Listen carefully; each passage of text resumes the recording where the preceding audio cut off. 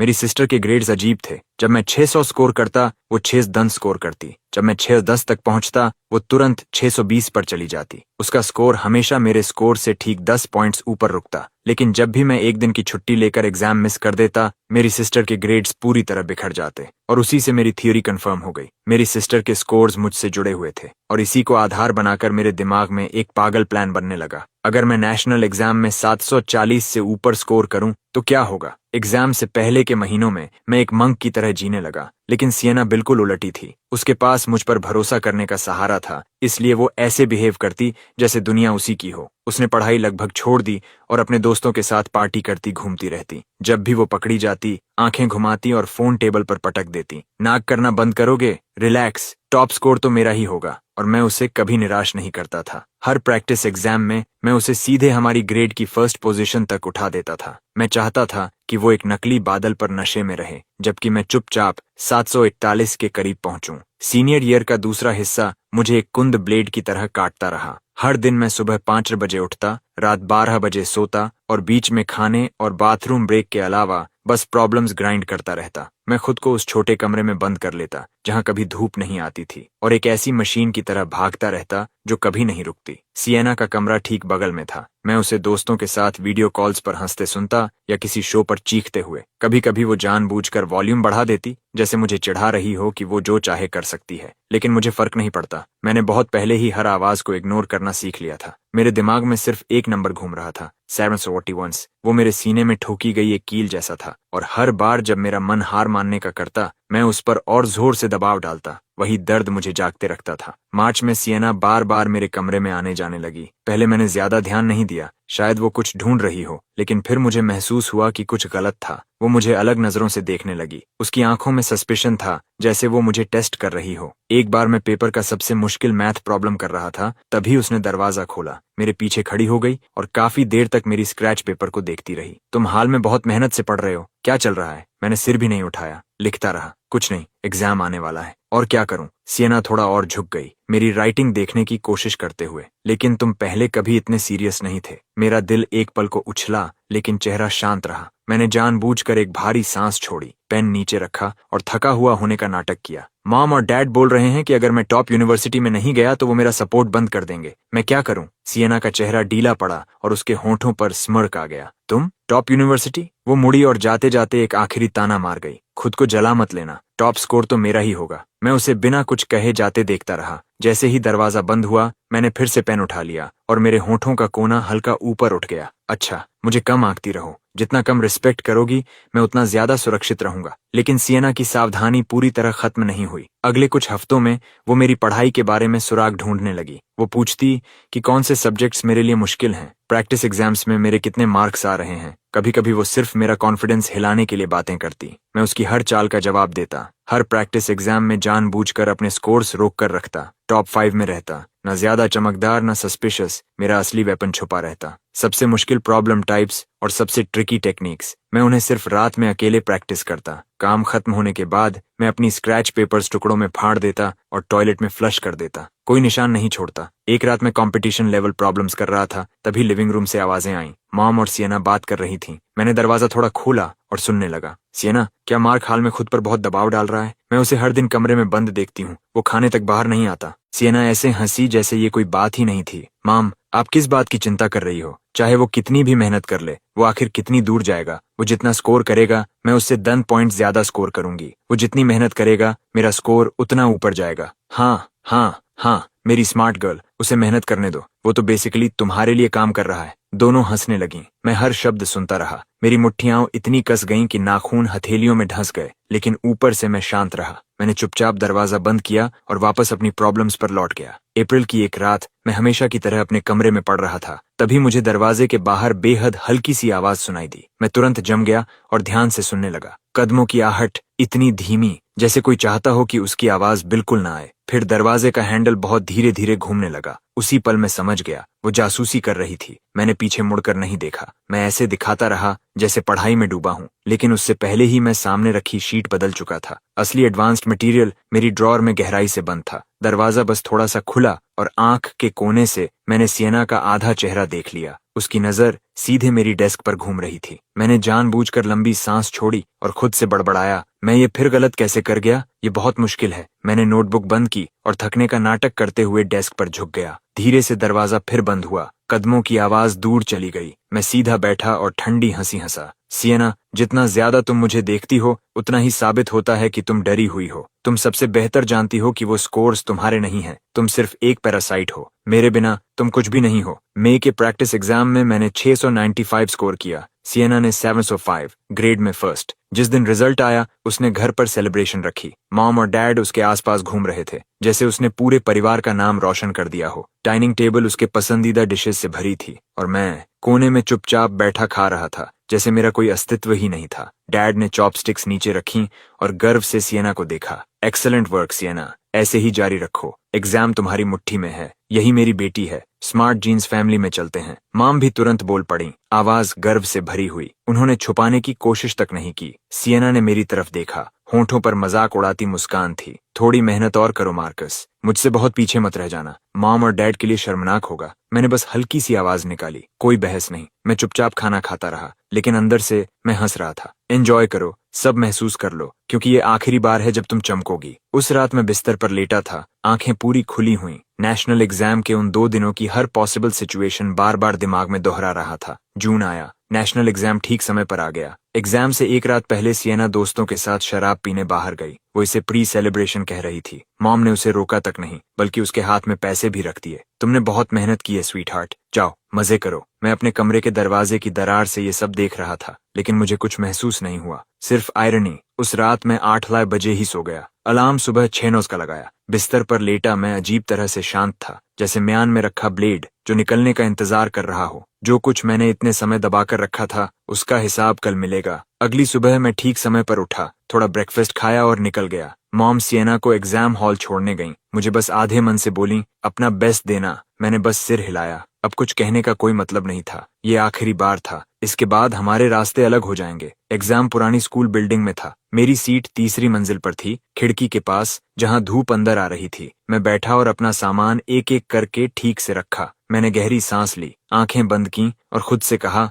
Marcus, तुमने 18 साल इस दिन का इंतजार किया है। हारना मत। लैंग्वेज एग्जाम की घंटी बजी। जैसे ही मैंने पेपर खोला, मेरा दिमाग पहले से ज्यादा तेज हो गया। हर सवाल किसी पुराने दोस्त जैसा लगा। रीडिंग सेक्शन के हर ट्रैप को मैं पहले ही देख पा रहा था। ऐसे टॉपिक बिल्कुल वैसा था जैसा मैं सैकड़ों बार प्रैक्टिस कर चुका था। शब्द अपने आप बहने लगे। लैंग्वेज एग्जाम खत्म होने के बाद जैसे ही मैं बाहर निकला, सियना सीधे मेरी तरफ भागी। उसका मेकअप परफेक्ट था, लेकिन उसके नीचे हल्की घबराहट साफ दिखाई दे रही थी। कैसा गया? मैंने कहा। ठीक था। वो भौहें सिकोड़ कर बोली। ठीक था मतलब कितना अच्छा? कितने मल्टीपल चॉइस गलत हुए? मैंने उसकी तरफ देखा और लगभग हंस पड़ा। वो मेरा स्कोर जानना चाहती थी ताकि अपना कैलकुलेट कर सके। पता नहीं, मैंने चेक नहीं किया। सियना ने होंठ फुलाए। वो जवाब से खुश नहीं थी, लेकिन उसने और कुछ नहीं पूछा। वो मुड़ी और चली गई। मैं उसे जाते देखता रहा। जल्दी किस बात की? रिजल्ट जल्द ही आएगा और तब सच में घबराने की वजह मिलेगी। लेकिन उसी दोपहर मैथ एग्जाम के बीच में कुछ गलत हो गया। अचानक मेरे पेट में भयानक ऐंठन उठी। शायद सुबह कुछ गलत खा लिया था, शायद प्रेशर की वजह से। एक पल में ठंडा पसीना पूरे शरीर पर फैल गया। मैं कुछ सेकंड के लिए डेस्क पर झुक गया।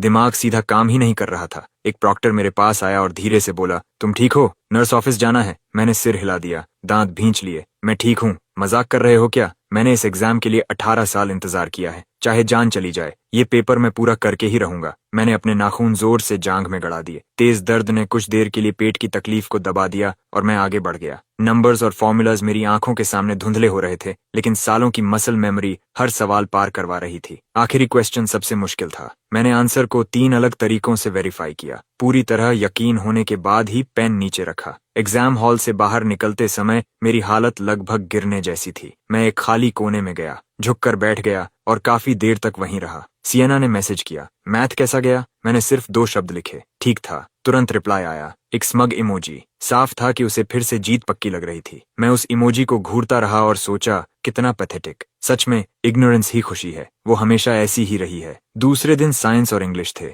मेरी ताकत लगभग वापस आ चुकी थी और यही मेरे सबसे मजबूत सब्जेक्ट्स थे, खासकर साइंस। फिजिक्स के सवाल, केमिस्ट्री चेन्स, बायोलॉजी, जेनेटिक्स, मैंने इन्हें हजारों बार किया था। मेरा पेन पानी की तरह पेज पर बह रहा था। मैंने पेपर 20 मिनट पहले खत्म कर दिया, फिर हर आंसर दोबारा चेक किया, 0 गलती की गुंजाइश। और इंग्लिश, उसके बारे में शुरू ही मत करवाओ। चेक करने वाले को कम मार्क्स देने के लिए खुद मेहनत करनी पड़ती। आखिरी एग्जाम खत्म होने के बाद मैं बाहर निकला और बिल्डिंग के एंट्रेंस पर खड़ा हो गया। ऊपर आसमान की तरफ देखा। सूरज बहुत तेज चमक रहा था, लेकिन मैंने नजर नहीं हटाई, बस खड़ा रहा और धूप को चेहरे पर पड़ने दिया। 18 साल, आखिरकार मैं यहाँ तक पहुंच गया। सियना सबसे पहले दौड़कर आई और मेरा रास्ता रोक लिया। आज उसने चमकीले कपड़े पहने थे, बिल्कुल किसी घमंडी मोर की तरह। उसकी आंखों में लालच चमक रहा था। कैसा गया? मैंने कहा, अच्छा, पहले से भी बेहतर। मेरी जिंदगी का सबसे अच्छा एग्जाम। सियना की आंखें ऐसे चमकी जैसे जैकपॉट लग गया हो। वो घूमी और सीधा मॉम और डैड की तरफ भाग गई। मॉम, डैड, मार्कस कह रहा है उसका एग्जाम बहुत अच्छा गया।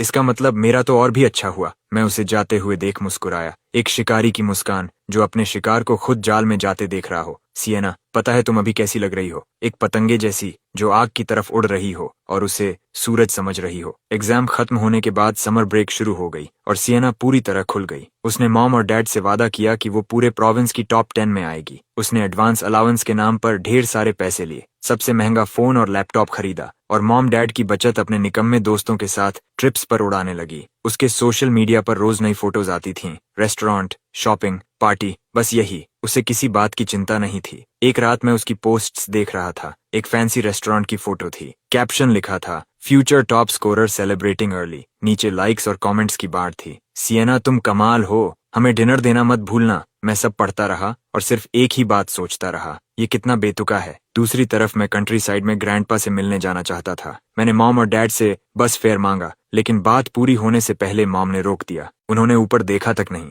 किससे मिलने? हमारे पास पैसे नहीं है। दिखाई नहीं देता सियना को जरूरत है? मैं उनका चेहरा देखता रहा और अंदर से घिन महसूस हुई। मेरे लिए 1 रुपया नहीं, लेकिन सियना के लिए पैसे पानी की तरह बह रहे थे। ये मेरे पेरेंट्स थे। डैड सोफा पर टीवी देख रहे थे। उन्होंने सिर तक नहीं घुमाया और बोले, अगर जाना है तो खुद इंतजाम करो, हमसे उम्मीद मत रखना। मैंने एक शब्द नहीं कहा, बस मुड़ा और कमरे में चला गया। अगली सुबह मैं कंस्ट्रक्शन साइट पर गया और ईंटें उठाने का काम ढूंढ लिया। सूरज इतनी तेजी से सिर पर पड़ता था कि आंखों के सामने धब्बे आने लगते, लेकिन मैंने दांत भींचे और पूरे 2 हफ्ते काम किया। ग्रैंडपा के लिए कुछ लेने और यात्रा का खर्च निकालने के लिए इतना करना जरूरी था। वो 2 हफ्ते मेरी जिंदगी के सबसे कठिन दिनों में से थे। मैंने लगभग 1000 युएन बचाए। आने जाने और कुछ गिफ्ट्स के लिए बस उतने ही काफी थे। और जिस दिन रिजल्ट्स आने वाले थे, उसी दिन सियना का 18वां बर्थडे भी था। अपनी जिंदगी के सबसे बड़े पल में खुद को ताज पहनाने के लिए उसने एक बेहद शानदार बैंक्वेट रखी। हर आंट, अंकल, कजिन, साथ में मॉम डैड के कोवर्कर्स और बॉसेस तक बुलाए गए थे।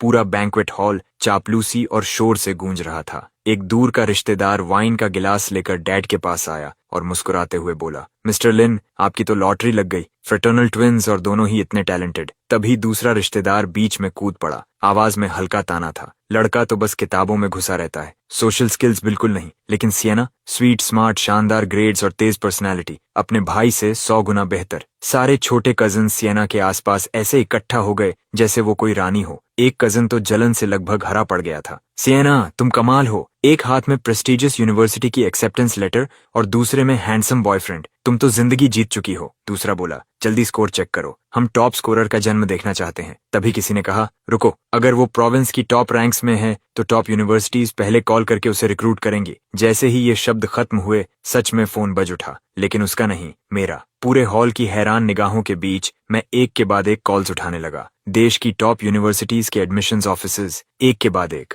मैं हर किसी को शांति से धन्यवाद देता और कहता, मैं अपने ऑप्शंस ध्यान से कंसिडर करूंगा। सियना की आंखें लगभग बाहर निकल आईं। वो अपने पूरी तरह खामोश फोन को घूर रही थी। दांत भींचकर उसने जबरदस्ती मुस्कुराने की कोशिश की। सबसे बेस्ट हमेशा आखिर में आता है। आखिर स्कोर पोर्टल खुल गया। सब लोग सियना के आसपास जमा हो गए और लॉग इन करने के लिए बोलने लगे। मैं चुपचाप एक कोने में अपना पेज खोल रहा था। मुझे पता था क्या आने वाला है, लेकिन फिर भी इस पल में मेरी हथेलियां पसीने से भीग गईं। मॉम ने सबसे पहले मेरी तरफ देखा और सामान्य लहजे में पूछा, कितना आया? मैंने फोन उठाकर सबको दिखाया। आवाज शांत थी, 741। पूरा हॉल फट पड़ा। अंदर उमड़ती भावनाओं की लहर को मैंने जबरदस्ती रोक लिया। चेहरा पत्थर जैसा रखा। मैंने कर दिखाया, सच में कर दिखाया। मॉम 1 सेकंड के लिए रुकी, हल्का सा सिर हिलाया, दूसरी बार देखने की भी जरूरत नहीं समझी और सीधे सिएना की तरफ भागी। उनकी आवाज उत्साह से कांप रही थी। जल्दी, सिएना का तो इससे भी ज्यादा होगा। सिएना चारों तरफ से घिरी हुई थी, बचने की कोई जगह नहीं थी। कांपती उंगलियों से उसने कन्फर्म दबाया। अगले ही पल उसका चेहरा पत्थर बन गया।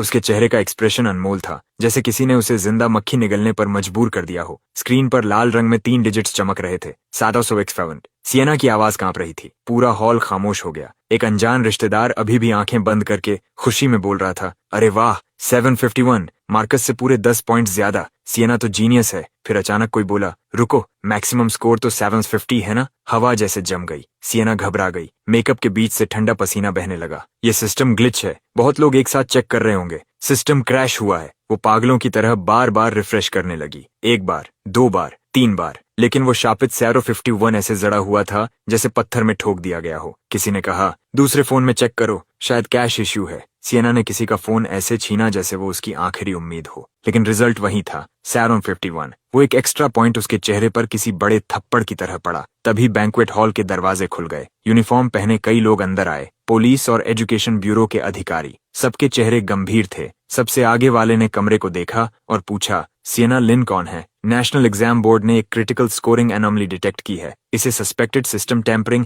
या मेजर एग्जाम फ्रॉड माना जा रहा है। आपको इन्वेस्टिगेशन के लिए हमारे साथ चलना होगा। सिएना की टांगों से ताकत चली गई। वो वहीं जमीन पर गिर पड़ी, चेहरा बिल्कुल सफेद, भूत जैसा। मॉम और डैड अधिकारियों को देखकर घबरा गए, लेकिन उनकी पहली प्रतिक्रिया अपनी बेटी को संभालना नहीं थी। उन्हें एक बलि का बकरा चाहिए था। इस पूरे केओस के बीच मॉम ने सच में मुझे आगे धक्का दिया। मेरी तरफ उंगली करके चिल्लाई, इसी ने किया, ये अपनी सिस्टर से जलता है। इसने सिस्टम हैक करके स्कोर बदल दिया। ऑफिसर्स, इसे अरेस्ट करो। मेरी बेटी का इससे कोई लेना देना नहीं। और फिर वही हुआ, फिर से। यही मेरे पेरेंट्स थे। जैसे ही कुछ गलत होता, बिना एक पल सोचे मुझे बस के नीचे फेंक देते। फर्क नहीं पड़ता बहाना कितना बेवकूफी भरा है, कितना बेमतलब है। जब तक उनकी प्यारी बेटी बच जाए, मुझे कुर्बान करना उनके लिए कुछ भी नहीं था। मेरे अंदर कुछ टूट जाता है। और अजीब बात यह थी कि मैं पहले से ज्यादा हल्का महसूस करता हूँ। मैं माँ का हाथ झटक देता हूँ और उस पूरे सर्कस को ठंडी नजरों से घूरता हूँ। मैं हैकर नहीं हूँ, मैं मार्कस लिन हूँ, पूरे प्रोविंस का टॉप स्कोरर। सिएना लिन वहीं खड़ी है,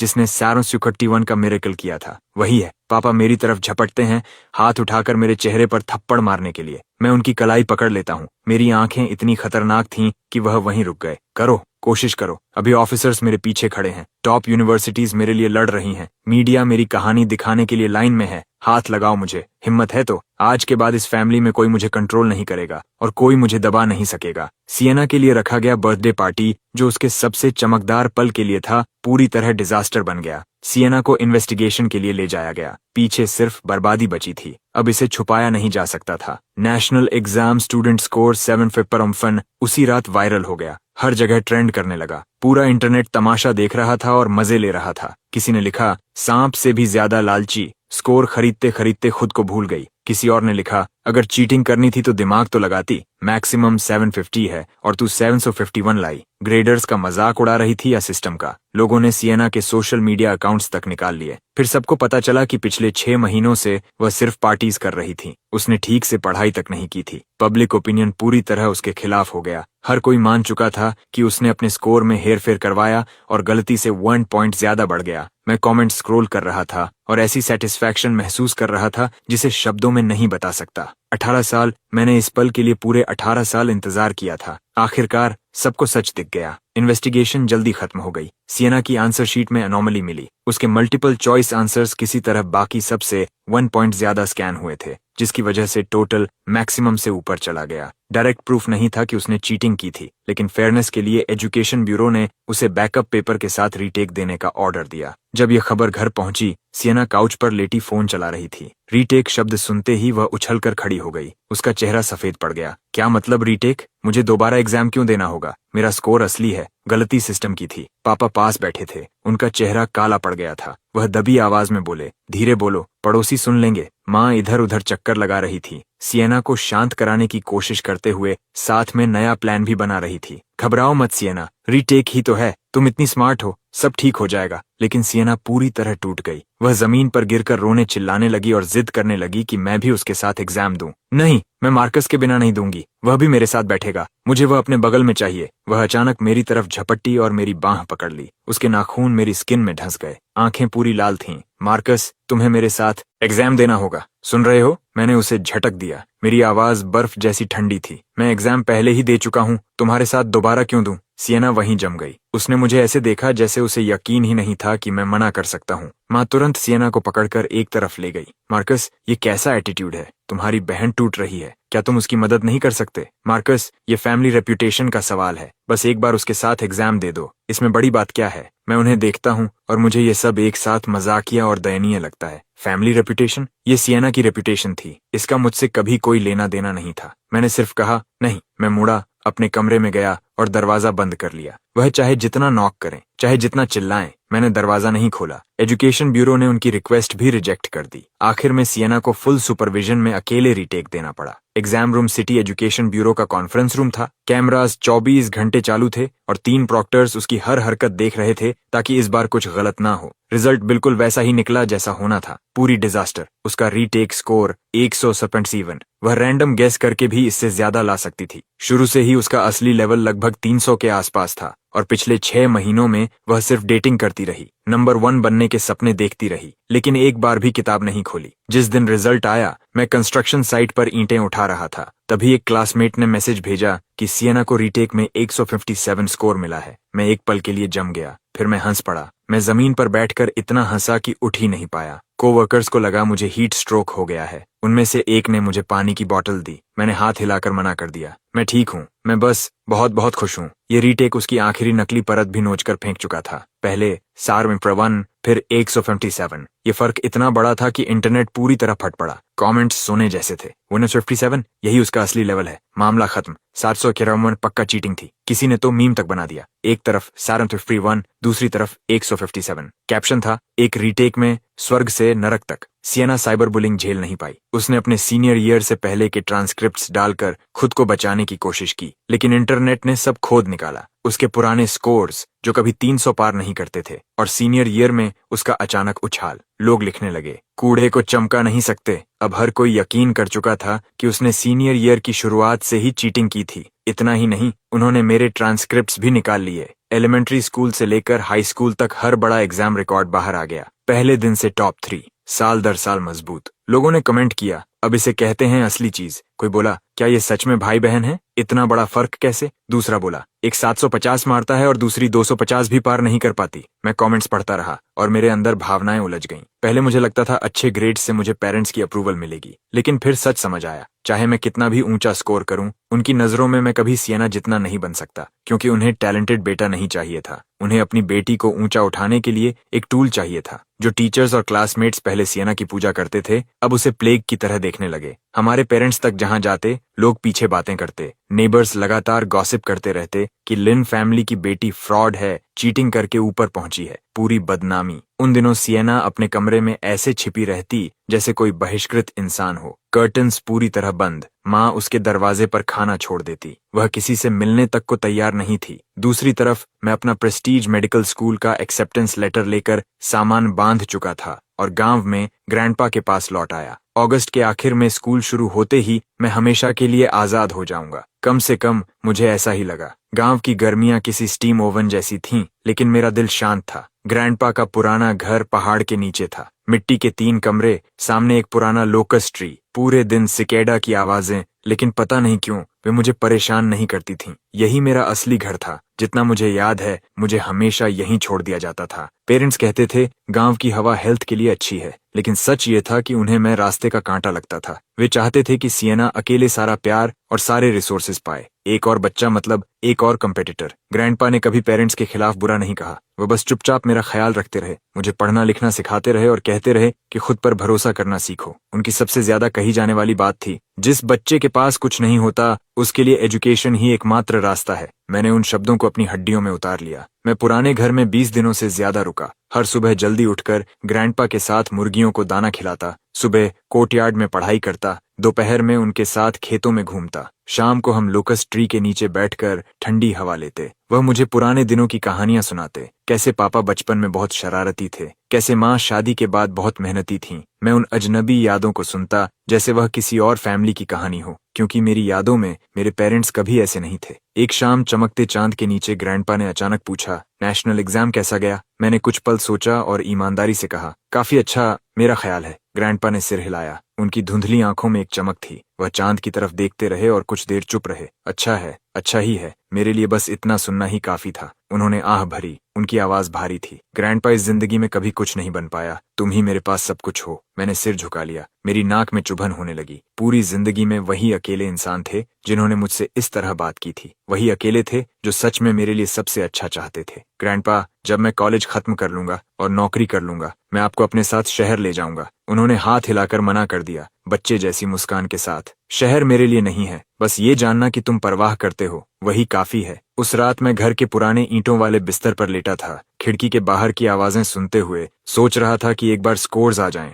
सब खत्म हो जाएगा, मैं सबको दिखा दूंगा। मार्कस लिन कोई ऐसा इंसान नहीं है जिसे इधर उधर धक्का दिया जा सके, और वह किसी की सीढ़ी नहीं है। 12 अगस्त, स्कूल शुरू होने में 2 हफ्तों से थोड़ा ज्यादा समय बाकी था। मैं आंगन में ग्रैंडपा की मकई सुखाने में मदद कर रहा था। सुनहरे भुट्टों की टोकरी एक एक करके बैम्बू मैट्स पर फैला रहा था। मेरी जेब में फोन वाइब्रेट हुआ। मॉम का कॉल था। मैं जम गया। उन्होंने मुझे लगभग कभी कॉल नहीं किया। पिछली बार एग्जाम से पहले किया था, मुझसे पूछते हुए कि मुझे क्या स्कोर आने की उम्मीद है। उनकी आवाज शक और हिसाब से भरी हुई थी। मैंने उठाया। स्पीकर से रोने की आवाज फूट पड़ी। मॉम की आवाज भारी और घबराई हुई थी। मार्कस, तुम्हें घर आना होगा, तुम्हारे पिता वो। मेरा दिल बैठ गया। विनोविंग ट्रे लगभग मेरे हाथ से फिसल गई। क्या हुआ? कौन सा हॉस्पिटल? लेकिन वो बस रोती रही, जवाब नहीं दिया। उन्होंने सिर्फ बार बार कहा, घर आ जाओ, अभी घर आ जाओ। फिर कॉल कट गया। मैं वहीं खड़ा रह गया, दिमाग पूरी तरह उलझा हुआ। ग्रैंडपा घर से बाहर आए, मेरे चेहरे की हालत देखी और पूछा क्या हुआ। मैंने उन्हें बताया। उनका चेहरा भी बदल गया। उन्होंने मुझे सामान बांधकर निकलने को कहा। जो भी हो, वो तुम्हारे पिता हैं, तुम्हें जाकर देखना चाहिए। मैंने सिर हिलाया, अंदर गया और कुछ कपड़े अपने बैकपैक में ठूंस दिए। जैसे ही मैं बाहर निकला, ग्रैंडपा मेरे पीछे आए और कपड़े की एक गठरी मेरे हाथ में रख दी। वो भारी थी। इसे रखो, ये इमरजेंसी के लिए ग्रैंडपा ने बचा कर रखा था। अंदर मुड़े तुड़े छोटे नोट और कुछ बड़े नोट थे, कुल मिलाकर लगभग 2000 यूएन। ये उनकी रिटायरमेंट की बचत थी। अंडे और सब्जियां बेचकर एक एक पैसा बचाया था। मैंने वापस देने की कोशिश की, लेकिन वो पहले ही मुड़कर अंदर जा चुके थे। दरवाजे पर उनकी झुकी हुई परछाई बहुत छोटी लग रही थी। मैंने गठरी कसकर पकड़ ली। आंखें जलने लगीं। गांव से काउंटी सीट तक बस में 2 घंटे लगे। काउंटी से शहर तक ट्रेन में 3 घंटे। फिर एक्सप्रेस रेल बदलनी थी। पूरे सफर में लगभग 10 घंटे लगने वाले थे। मैंने अगली उपलब्ध बस पकड़ ली। उबड़ खाबड़ रास्ते पर चलती बस में बैठकर खिड़की के बाहर गुजरते नजारों को देखते हुए मेरा दिमाग धीरे धीरे शांत होने लगा। कुछ गलत था। बहुत सारी बातें मेल नहीं खा रही थीं। मॉम का रोना बहुत ज्यादा था, बनावटी जैसा, और उन्होंने ये भी नहीं बताया कि बीमारी क्या थी। मॉम की मुस्कान टूट गई। फिर उन्होंने उसे संभाल लिया। ओह, वो बस गलत फहमी थी। कल तुम्हारे डैड की तबीयत ठीक नहीं थी, लेकिन हॉस्पिटल गए तो पता चला कुछ गंभीर नहीं था। और वैसे भी तुम जल्दी स्कूल जाने वाले हो, तो हमने सोचा पूरा फैमिली साथ बैठ जाए। आखिर हम फैमिली हैं, फैमिली। उनके मुंह से ये 2 शब्द सुनना लगभग मजाक जैसा था। मैंने कुछ नहीं कहा, बस सिर हिलाया और कहा ठीक है। फिर जूते उतार दिए। आंखों के कोने से मैंने देखा सिएना काउच के दूसरे कोने में सिकुड़ कर बैठी थी, पजामास पहने हुए, बाल बिखरे हुए, चेहरा पीला और आंखों के नीचे गहरे काले घेरे। कुछ महीने पहले जो ऐसे घूमती थी जैसे पूरी दुनिया उसकी हो, अब वो बिल्कुल अलग इंसान लग रही थी। उसने ऊपर देखा। उसकी आंखों में अजीब भाव थे, नफरत, डर और कुछ ऐसा जिसे मैं पढ़ नहीं पाया। मैंने दिखाया जैसे मैंने कुछ देखा ही नहीं और सीधा अपने कमरे में चला गया सामान रखने। मेरा कमरा अपार्टमेंट के सबसे आखिर में था, लगभग 150 स्क्वायर फीट, जहां कभी धूप नहीं आती थी। पहले वो स्टोरेज क्लोजेट हुआ करता था। जब मैं ग्रैंडपा के यहाँ से स्कूल के लिए वापस आया, तभी उन्होंने उसे साफ किया था। सिएना का कमरा साउथ की तरफ था, मास्टर बेडरूम, बड़ा और रोशनी से भरा हुआ। इस घर में रिसोर्सेज हमेशा ऐसे ही बंटते थे, बिल्कुल जमीन पर खींची लकीर की तरह साफ। मैंने दरवाजा बंद किया और कमरे को चेक करना शुरू किया। Desk, book shelf, closet, bed के नीचे, एक एक जगह, ये पक्का करने के लिए कि किसी ने कुछ छेड़ा तो नहीं। फिर मैंने बैकपैक से बैकअप फोन निकाला, एक छुपी हुई जगह ढूंढी और बुकशेल्फ के सामान के बीच उसे खड़ा कर दिया। कैमरा सीधा दरवाजे की तरफ था। मैंने रिकॉर्डिंग शुरू की, साइलेंट मोड चालू किया और पक्का कर लिया कि कोई शटर साउंड, नोटिफिकेशन या कुछ भी नहीं आएगा। सब करने के बाद मैं बिस्तर पर लेट गया, आंखें बंद कर लीं, लेकिन मेरे कान लिविंग रूम की हर आवाज पकड़ रहे थे। रात के खाने पर मॉम ने पूरा खाना बनाया और पहली बार मुझे खाने के लिए बुलाया। उन्होंने मेरी प्लेट में खुद खाना भी रखा। मार्कस, तुम दुबले हो गए हो, तुम जल्दी जाने वाले हो, अच्छे से खाओ। मैं खाता रहा, लेकिन स्वाद का एहसास तक नहीं हुआ। मेरा दिमाग तेजी से चल रहा था, ये समझने की कोशिश करते हुए कि वो सच में क्या चाहते हैं, वो क्या योजना बना रहे थे,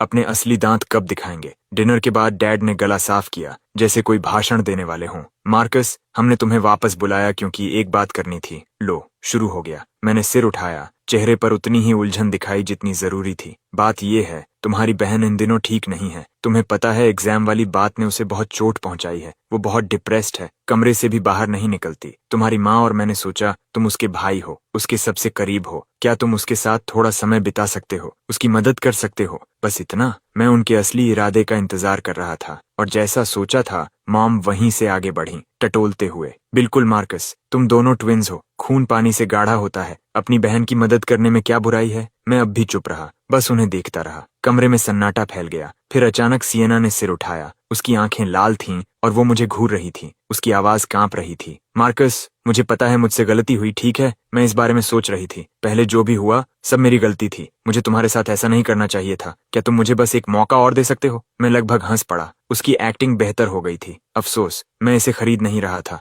मैंने सीधा पूछा, तुम लोग मुझसे सच में क्या चाहते हो? मैंने पर्दा एकदम खींच कर हटा दिया। मेरे पास खेल खेलने का धैर्य नहीं था। मॉम और डैड ने एक दूसरे की तरफ देखा, जैसे तय कर रहे हों कि अब समय आ गया है। आखिर डैड ने अपने पत्ते खोल दिए। मार्कस, बात यह है, हमने एक प्लान सोचा है जिससे सियना भी कॉलेज जा सकती है। मैंने भौं उठाई, उन्हें आगे बोलने का इशारा दिया। सियना ने हमें एग्जाम स्कोर वाली बात बताई, वो 10 पॉइंट पैटर्न। शायद तुम हमसे बेहतर समझते हो। तुम दोनों के बीच कोई खास कनेक्शन है। जब तक तुम उसके साथ हो, उसके मार्क्स बढ़ जाते हैं। मेरा दिल झटका खाकर धड़क उठा। उसने सचमुच उन्हें ये राज बता दिया था। डैड उठकर मेरे पास आए। उनकी आवाज में कोई सवाल नहीं था। तो तुम्हारी माँ और मैंने बात की, क्यों ना तुम एक साल रुक जाओ, सीनियर ईयर दोबारा पढ़ो और अगले साल सियना के साथ एग्जाम दो। वो भी किसी अच्छे स्कूल में चली जाएगी। एक फैमिली से 2 बच्चे, प्रेस्टीज में। कितना नाम होगा पूरे परिवार का। मैं उन्हें घूरता रहा, इसलिए नहीं कि उनकी मांग बेतुकी थी, हालांकि थी, बल्कि इसलिए कि वो इसे बोलते वक्त खुद को कितना सही समझ रहे थे। जैसे मेरा भविष्य फेंक देना और सियना को दे देना बिल्कुल स्वाभाविक हो। मॉम और आगे आईं,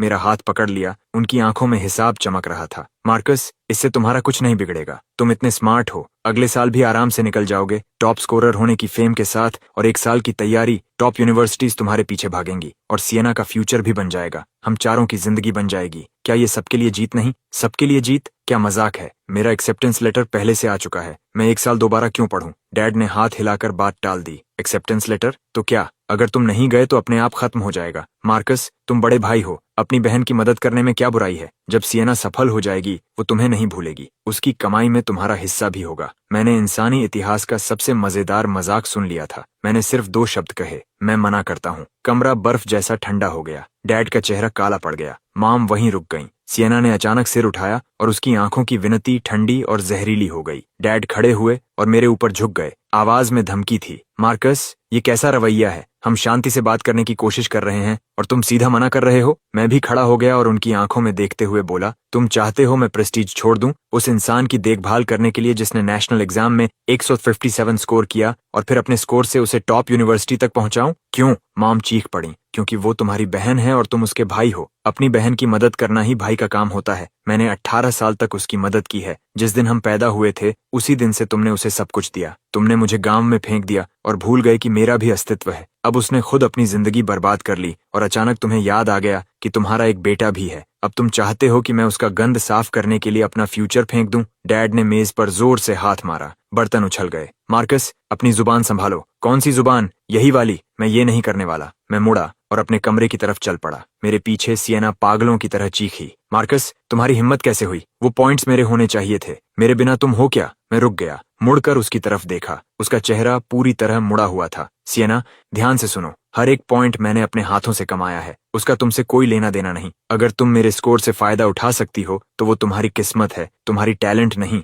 और मुझे धमकाने का हथियार तो बिल्कुल नहीं। सियना का गला रुक गया। उसके पास कहने के लिए एक शब्द नहीं था। उसकी आंखों से आंसू गिरने लगे, गुस्से से या बेबसी से, मैं नहीं बता पाया। मॉम दौड़कर उसके सामने खड़ी हो गईं और मेरी तरफ उंगली उठाई। मार्कस, तुमने अपनी बहन को रुला दिया। तुम्हारे अंदर जरा भी ज़मीर है। मैंने उनकी आंखों में देखा। और तुम्हारे अंदर? मैं बहस से थक चुका था। मैं अपने कमरे में गया और दरवाजा बंद करके लॉक कर लिया। बाहर चीजें गिरने की आवाजें आने लगीं। डैड की गालियां, मॉम का रोना, सियना की चीखें, सब मिलकर ऐसे लग रहा था जैसे कोई उबलता हुआ बर्तन। मैं दरवाजे से टिक गया, आंखें बंद कर लीं और आवाजों को अपने ऊपर बहने दिया। मेरा दिमाग अजीब तरह से शांत था। आज रात सिर्फ पहला राउंड था, असली लड़ाई अभी बाकी थी। मुझे एहसास था कि वो इतनी आसानी से हार नहीं मानेंगे। कोशिश कर लेने दो। मेरे पास इंतजार करने की पूरी ताकत थी। उस रात मैं सोया नहीं, आंखें छत पर टिकी थीं और कान पूरी तरह सतर्क थे। रात के लगभग 2 बजे मुझे अपने दरवाजे के बाहर सरसराहट और फुसफुसाहट सुनाई दी। मैंने सांस रोक ली और सुनने लगा। मॉम और डैड थे। मॉम की आवाज बहुत धीमी थी, लेकिन मैं हर शब्द सुन पाया। जब वो सो जाए तब करते हैं, उसका सामान ले लेते हैं। उसके आईडी और एक्सेप्टेंस लेटर के बिना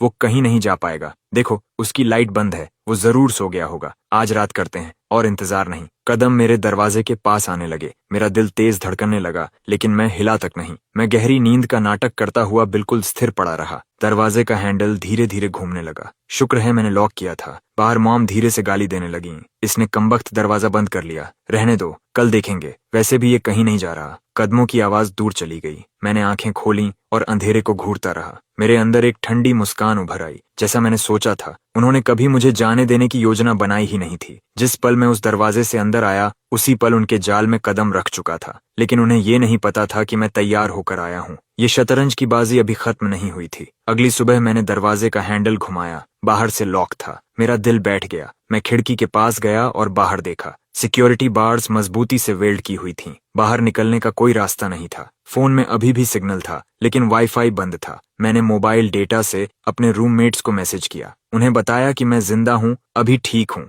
लेकिन हालात खराब हैं। मैंने उन्हें स्टैंड बाय पर रहने को कहा। सुबह करीब 10 बजे लॉक खुला। मॉम हाथ में कंजी का कटोरा लेकर अंदर आईं। उनकी मुस्कान आंखों तक नहीं पहुंच रही थी। भूख लगी है? कुछ खा लो। अब समझ आ गई? मैंने कटोरा नहीं लिया। उन्होंने उसे डेस्क पर रख दिया और उनकी आवाज बदल गई। मार्कस, मैं तुम्हें एक सलाह देती हूँ। समझदार इंसान जानता है कब झुकना है। तो क्या हुआ अगर तुम प्रेस्टीज में पहुंच गए? ट्यूशन कौन देगा? खाना कौन देगा? रेंट कौन देगा? तुम्हें लगता है हम एक पैसा देंगे? तुम स्कूल भी अफोर्ड नहीं कर पाओगे, फिर घुटनों के बल वापस आओगे। मैंने उन्हें देखा, कुछ नहीं कहा। उन्होंने मेरी चुप्पी को कमजोरी समझ लिया और जोर दिया। तुम्हारा वो एक्सेप्टेंस लेटर शायद ज्यादा समय तक बचे भी नहीं। अगर तुम अच्छे से मान जाओ और ईयर रिपीट करो तो अगली बार हम पूरा सपोर्ट करेंगे, लेकिन अगर नहीं। उनकी बात अधूरी रह गई। धमकी हवा में लटक रही थी। मैं फिर भी चुप रहा। उनके जाने के बाद मैंने लॉक की आवाज दोबारा सुनी। उस पल से मैं आधिकारिक तौर पर हाउस अरेस्ट में था। पहले दिन मैं शांत रहा। दूसरे दिन बेचैनी शुरू हुई। डर की वजह से नहीं, समय की वजह से। स्कूल शुरू होने का दिन करीब आ रहा था। मुझे बाहर निकलने का रास्ता ढूंढना था। तीसरी रात मैंने जोखिम उठाने का फैसला किया।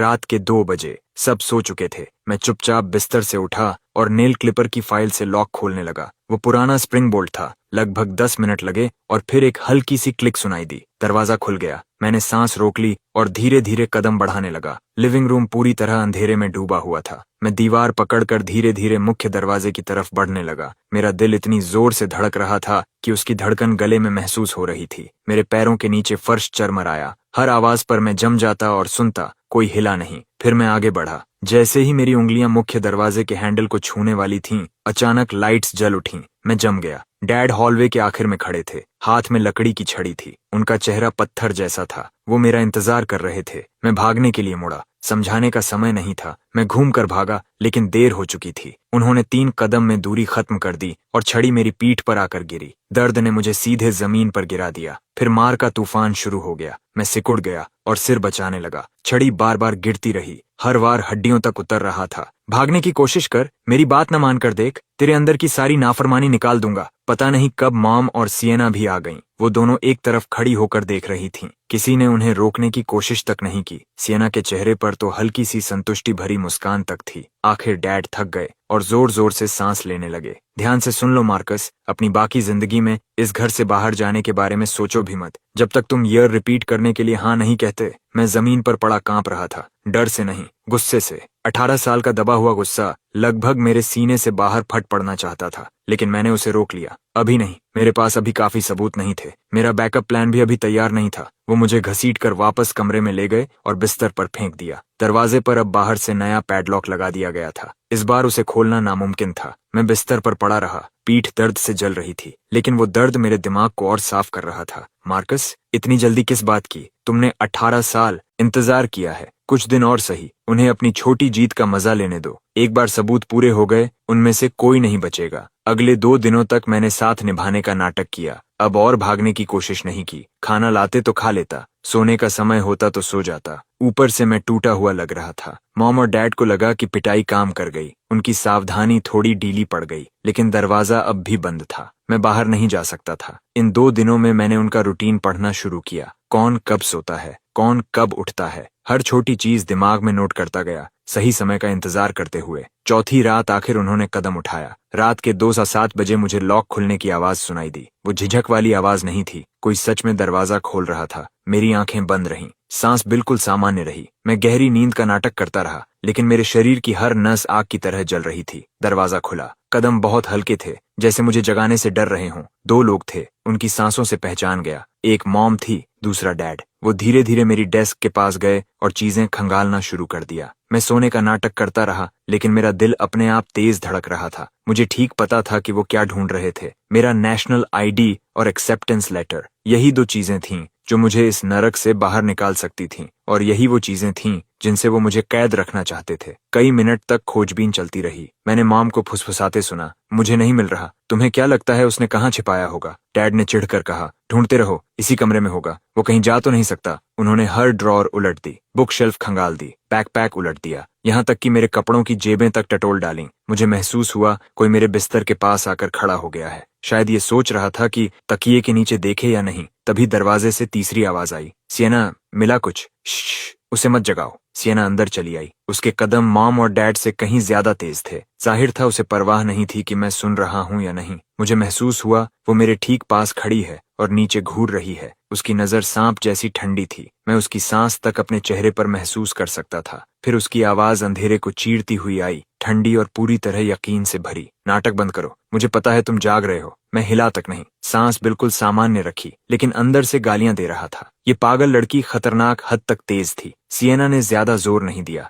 वो भी ढूंढने लगी, लेकिन उसके तरीके मॉम और डैड से कहीं ज्यादा बेरहम थे। चीजें हर तरफ फेंकी जाने लगीं। किताबें एक एक करके शेल्फ से खींचकर नीचे गिराई गईं। ड्रॉर्स तक बाहर खींचकर फेंक दिए गए। मैंने अपना नेशनल आईडी तकिए के कवर में सिले हुए एक गुप्त पॉकेट में छिपाया था और एक्सेप्टेंस लेटर को बहुत छोटा फोल्ड करके सूटकेस की लाइनिंग के अंदर सिल दिया था। मुझे लगा था कि वो कभी नहीं ढूंढ पाएंगे, लेकिन मैंने सिएना के जुनून को कम आंका था। उसने मेरा तकिया खींच लिया और पूरे पिलो केस को ऐसे टटोलना शुरू किया जैसे कोई ड्रग सर्च चल रही हो। उसकी उंगलियां हर कोने पर घूम रही थीं, कुछ भी नहीं छूट रहा था। जैसे ही उसका हाथ हिडन पॉकेट तक पहुंचा, वो जम गई। फिर अचानक खुशी से चीख उठी, मिल गया। मेरा सीना कस गया, लेकिन मैं फिर भी नहीं हिला। अगले ही पल वो पागलों की तरह मेरे सूटकेस पर टूट पड़ी, अंदर की सारी चीजें बाहर फेंक दी और लाइनिंग को फाड़ना शुरू कर दिया। कपड़ा फटने की आवाज कानों को चीर रही थी। उसके नाखून अंदर तक घुस गए। फिर अचानक उसे कुछ सख्त महसूस हुआ। अब मैं खुद को रोक नहीं पाया। मैं झटके से उठ बैठा और बेड साइड लैंप का स्विच दबा दिया। रोशनी पूरे कमरे में फैल गई। सबने आंखें सिकोड़ लीं। अब मैं सब साफ देख सकता था। डैड और मॉम डेस्क के पास खड़े थे। हाथ में मेरा नेशनल आईडी था। उनके चेहरे पर हल्का अपराध बोध था, लेकिन उससे कहीं ज्यादा धर्म का नकली भाव। सिएना सूटकेस के पास खड़ी थी। उसके हाथ में एनवेलोप था, वही एनवेलोप जिसमें मेरा एक्सेप्टेंस लेटर था। उसका चेहरा ऐसा लग रहा था जैसे उसने खजाना खोज लिया हो, लालच और खुशी से चमकता हुआ। मैं उन तीनों को घूरता रहा और बर्फ जैसी आवाज में पूछा, आधी रात में तुम लोग क्या कर रहे हो? उन्होंने एक दूसरे को देखा और फिर सीधा नाटक छोड़ दिया। डैड ने मेरा आईडी डेस्क पर पटक दिया। मार्कस, अब अच्छे बनने का खेल खत्म। सिएना ने हमें सब बता दिया। जब तक तुम पास रहते हो, उसका स्कोर बढ़ जाता है। तुम दोनों के बीच यही कनेक्शन है, इसे मान लो। मॉम एक कदम आगे आई। उसकी आंखों में धमकी और हिसाब किताब साफ दिख रहा था। मार्कस, मेरी बात सुनो। 1 साल और रुकने से तुम्हारा कुछ नहीं बिगड़ेगा। तुम इतने स्मार्ट हो कि अगले साल फिर से निकल जाओगे, और सिएना भी कॉलेज चली जाएगी। एक परिवार के 2 बच्चे टॉप यूनिवर्सिटी में, इससे अच्छा और क्या होगा? मैंने कहा, नहीं। मैं अपना आईडी वापस लेने के लिए आगे बढ़ा, लेकिन डैड ने मुझे जोर से धक्का दे दिया। वो मेरी सोच से ज्यादा ताकतवर थे। मैं 2 कदम पीछे लड़खड़ाया और दीवार से जा टकराया। मेरी पीठ के घाव दर्द से चीख उठे। डैड मेरे बिल्कुल पास आ गए। उनकी आवाज ठंडी धमकी जैसी थी। ना कह रहे हो? तुम्हें लगता है तुम्हारे पास चॉइस है? आज से तुम कहीं नहीं जाओगे। तुम्हारे पास आईडी नहीं, लेटर नहीं, प्रेस्टीज नहीं जा पाओगे। तुम यहीं रहोगे और रिपीट करोगे। अगले साल एग्जाम दे दो, फिर सब पहले जैसा हो जाएगा। फिर अपने उस प्यारे स्कूल में चले जाना। किसी का नुकसान नहीं होगा, किसी का नुकसान नहीं होगा। मुझे 1 साल बर्बाद करने पर मजबूर करना, मेरी पूरी जिंदगी की प्लान तोड़ देना, मुझे ऐसे इंसान की सीढ़ी बनाना जो खुद 200 भी नहीं ला सकती, और कहते हैं किसी का नुकसान नहीं होगा। मैंने गहरी सांस ली और गुस्सा दबा दिया। अभी फटने का समय नहीं था। मुझे और सबूत चाहिए थे। मैंने पूछा, तो तुम लोग आज रात मेरी चीजें जब्त करने आए थे? मॉम हंसी। अब उसे नाटक की जरूरत नहीं थी। जब्त? इस घर में सब कुछ तुम्हारे पेरेंट्स के अधिकार में है। तुम अभी बच्चे हो। इतनी जरूरी चीज हमारे पास रखने में क्या गलत है? मैं सियना की तरफ देखने लगा। वो एनवेलोप से एक्सेप्टेंस लेटर निकाल रही थी। उसके चेहरे पर बदले की खुशी चमक रही थी। उसने लेटर को ट्रॉफी की तरह ऊपर उठाया। फिर उसने कुछ ऐसा किया जिसे मैं जिंदगी भर नहीं भूलूंगा। उसने लेटर को दोनों हाथों से पकड़ा। उसकी आंखों में पागलपन भरी नफरत जल रही थी और फिर मेरे सामने धीरे धीरे जानबूझकर उसे बीच से फाड़ दिया। रिप। आवाज तेज और चुभने वाली थी, जैसे कुछ टूट कर बिखर गया हो। लेकिन वो रुकी नहीं। उसने उसे बार बार फाड़ा, फिर से, जब तक वो कागज छोटे छोटे टुकड़ों में बदलकर बर्फ की तरह जमीन पर गिरने नहीं लगा। उसकी हर हरकत धीमी थी, जैसे वो हर पल का मजा ले रही हो। हर फाड़ के साथ उसकी मुस्कान और चौड़ी होती जा रही थी। मैं जमीन पर पड़े उन टुकड़ों को देखता रहा। एक पल के लिए मेरा दिमाग खाली हो गया। वो लेटर सिर्फ कागज नहीं था, वो 12 साल की कुर्बानी था, अनगिनत रातों की मेहनत थी, मेरी नई जिंदगी की शुरुआत थी, और उसने उसे टुकड़ों में बदल दिया। सियना मेरे चेहरे को देखती रही और पागलों की तरह हंसने लगी। लेटर खत्म। अब देखती हूँ मार्कस, तुम रजिस्ट्रेशन कैसे करते हो। पूरी जिंदगी तुम मेरी सीढ़ी बने रहोगे। मैं चाहती हूँ कि तुम भी मेरे साथ कीचड़ में सड़ो। वो और ज्यादा बेकाबू होती जा रही थी। उसका पूरा शरीर कांप रहा था, बाल बिखरे हुए थे। वो किसी भूत जैसी लग रही थी। तुम मुझसे बेहतर क्यों हो? सब तुम्हारी तारीफ क्यों करते हैं? तुम प्रेस्टीज क्यों जा सकते हो और मैं यहाँ सबकी हंसी का पात्र बनकर क्यों फंसी हूँ?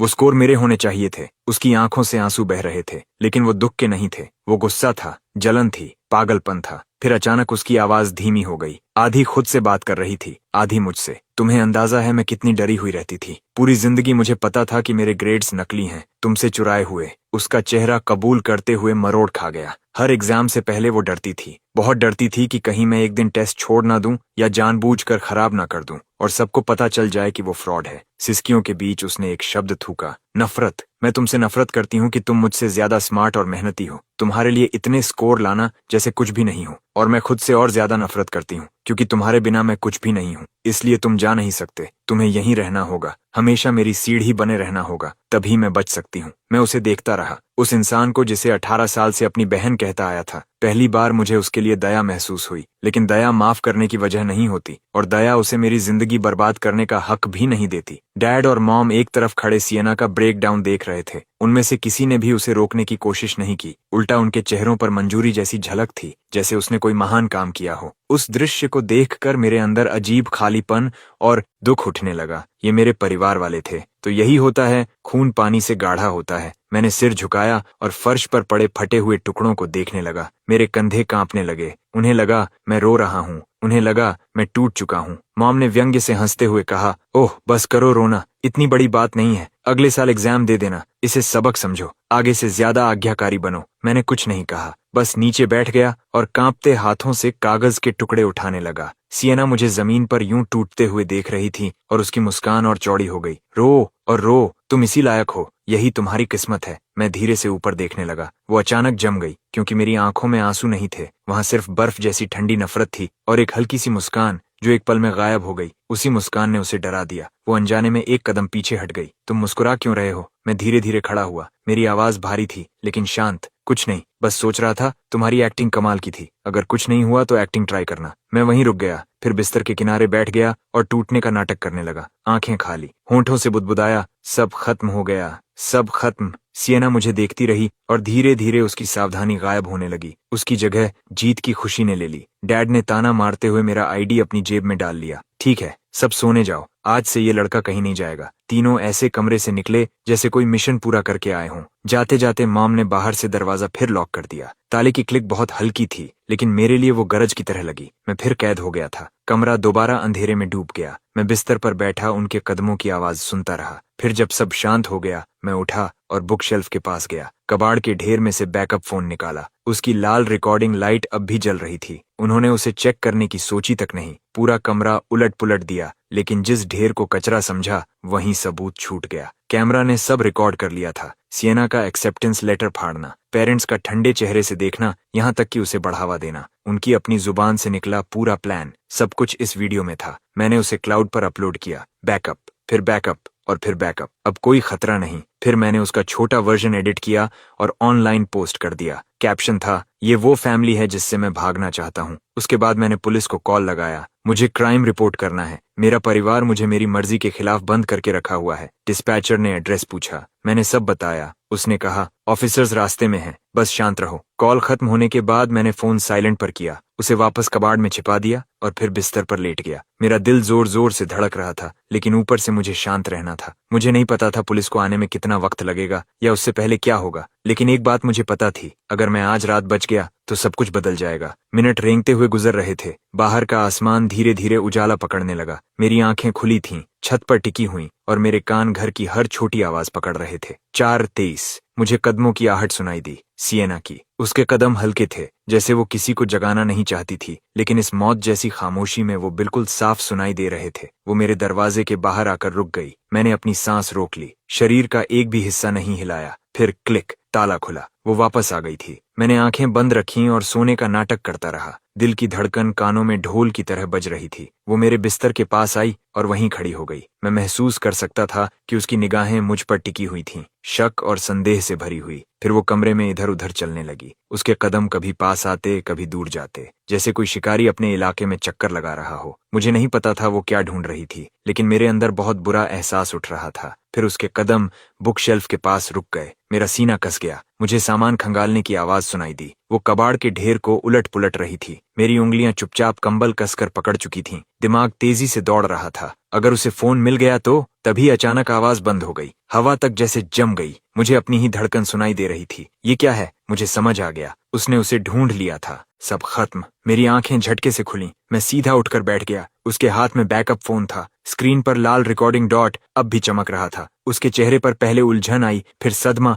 और फिर सीधा गुस्सा। मार्कस, तुम रिकॉर्डिंग कर रहे थे। वो पागल जानवर की तरह मुझ पर झपट्टी। मुझे बचने का मौका नहीं मिला। उसके नाखून सीधे मेरे चेहरे पर लगे। जलता हुआ दर्द उठा। मैंने उसकी कलाई पकड़ ली। हम दोनों उलझ गए। वो लड़की थी, लेकिन उस वक्त वो किसी पागल इंसान की तरह लड़ रही थी। उसकी ताकत डराने वाली थी। हमने नाइट स्टैंड गिरा दिया। लैंप नीचे गिरा और चकनाचूर हो गया। आवाज इतनी तेज थी कि मॉम डैड तुरंत जाग गए। डैड कमरे में घुसे, सामने का नजारा देखा और मुझे जोर से धक्का दिया। मेरे सिर का पिछला हिस्सा दीवार से जा टकराया। तू अपनी बहन पर हाथ उठाने की हिम्मत करता है? मैं सिर पकड़कर हाँफने लगा। मैंने नहीं मारा, पहले इसने मुझ पर हमला किया। लेकिन सिएना तब तक उठ चुकी थी और फोन अब भी उसके हाथ में था। वो डैड के पीछे जाकर छिप गई। डैड, ये सीक्रेटली रिकॉर्डिंग कर रहा था। इसने सब रिकॉर्ड किया है। डैड का चेहरा तुरंत बदल गया। उन्होंने फोन छीना और स्क्रीन देखने लगे। जैसे जैसे देखते गए, उनका चेहरा और काला पड़ता गया। माथे की नसें फूल गईं। मार्कस, तुम सच में कमाल हो। अगले ही पल उन्होंने फोन फर्श पर दे मारा। स्क्रीन टूट गई। फिर उन्होंने उसे बार बार पैरों तले कुचला,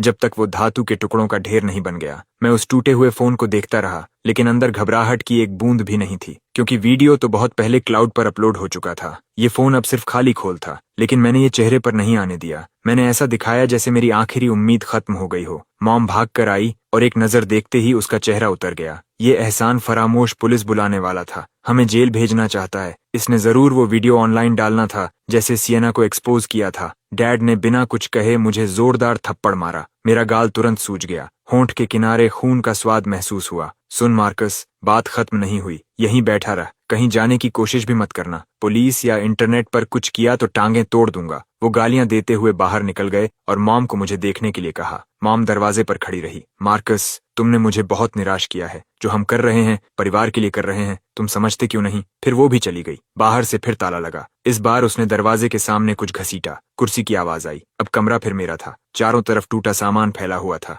मैं दीवार से टिक गया। सूजे हुए चेहरे को छुआ और सोचा, इन्हें कोई अंदाजा नहीं कि पुलिस रास्ते में है। इन्हें नहीं पता कि वीडियो ऑनलाइन जा चुका है। इन्हें लगता है एक फोन तोड़ने से सब खत्म हो गया। इन्हें कुछ नहीं पता, असली तूफान तो अब शुरू होने वाला था। समय गुजरता रहा। आसमान और उजला हो गया। बाहर पक्षियों की आवाजें आने लगीं। करीब 6 बजे मुझे डैड का फोन बजने की आवाज सुनाई दी। फिर उनकी घबराई हुई आवाज। कौन सा वीडियो? किसने डाला? उसके बाद मॉम की चीख और सिएना की रोने की आवाज। पूरा घर अराजकता में बदल गया। मुझे समझ आ गया, वीडियो वायरल हो चुका था। कुछ देर बाद, शायद आधा घंटा, शायद 1 घंटा, मुझे जोर जोर से दरवाजा पीटने की आवाज सुनाई दी। तेज, बेचैन नॉकिंग और चिल्लाने की आवाज। दरवाजा खोलो, ये पुलिस है, किसी ने रिपोर्ट की है। लिविंग रूम से डैड की घबराई हुई आवाज गूंज उठी। पुलिस? किसने बुला ली? अब क्या करें? फिर मॉम की आवाज आई। घबराओ मत, लड़के को छिपा दो, बस कह देना वो घर पर नहीं है। मैं अपने कमरे से सब सुन रहा था। मुझे छिपाओगे? कहाँ? दरवाजे पर दस्तक और तेज हो गई। अभी दरवाजा खोलो, नहीं तो हम फोर्स इस्तेमाल करेंगे। आखिर डैड हार गए।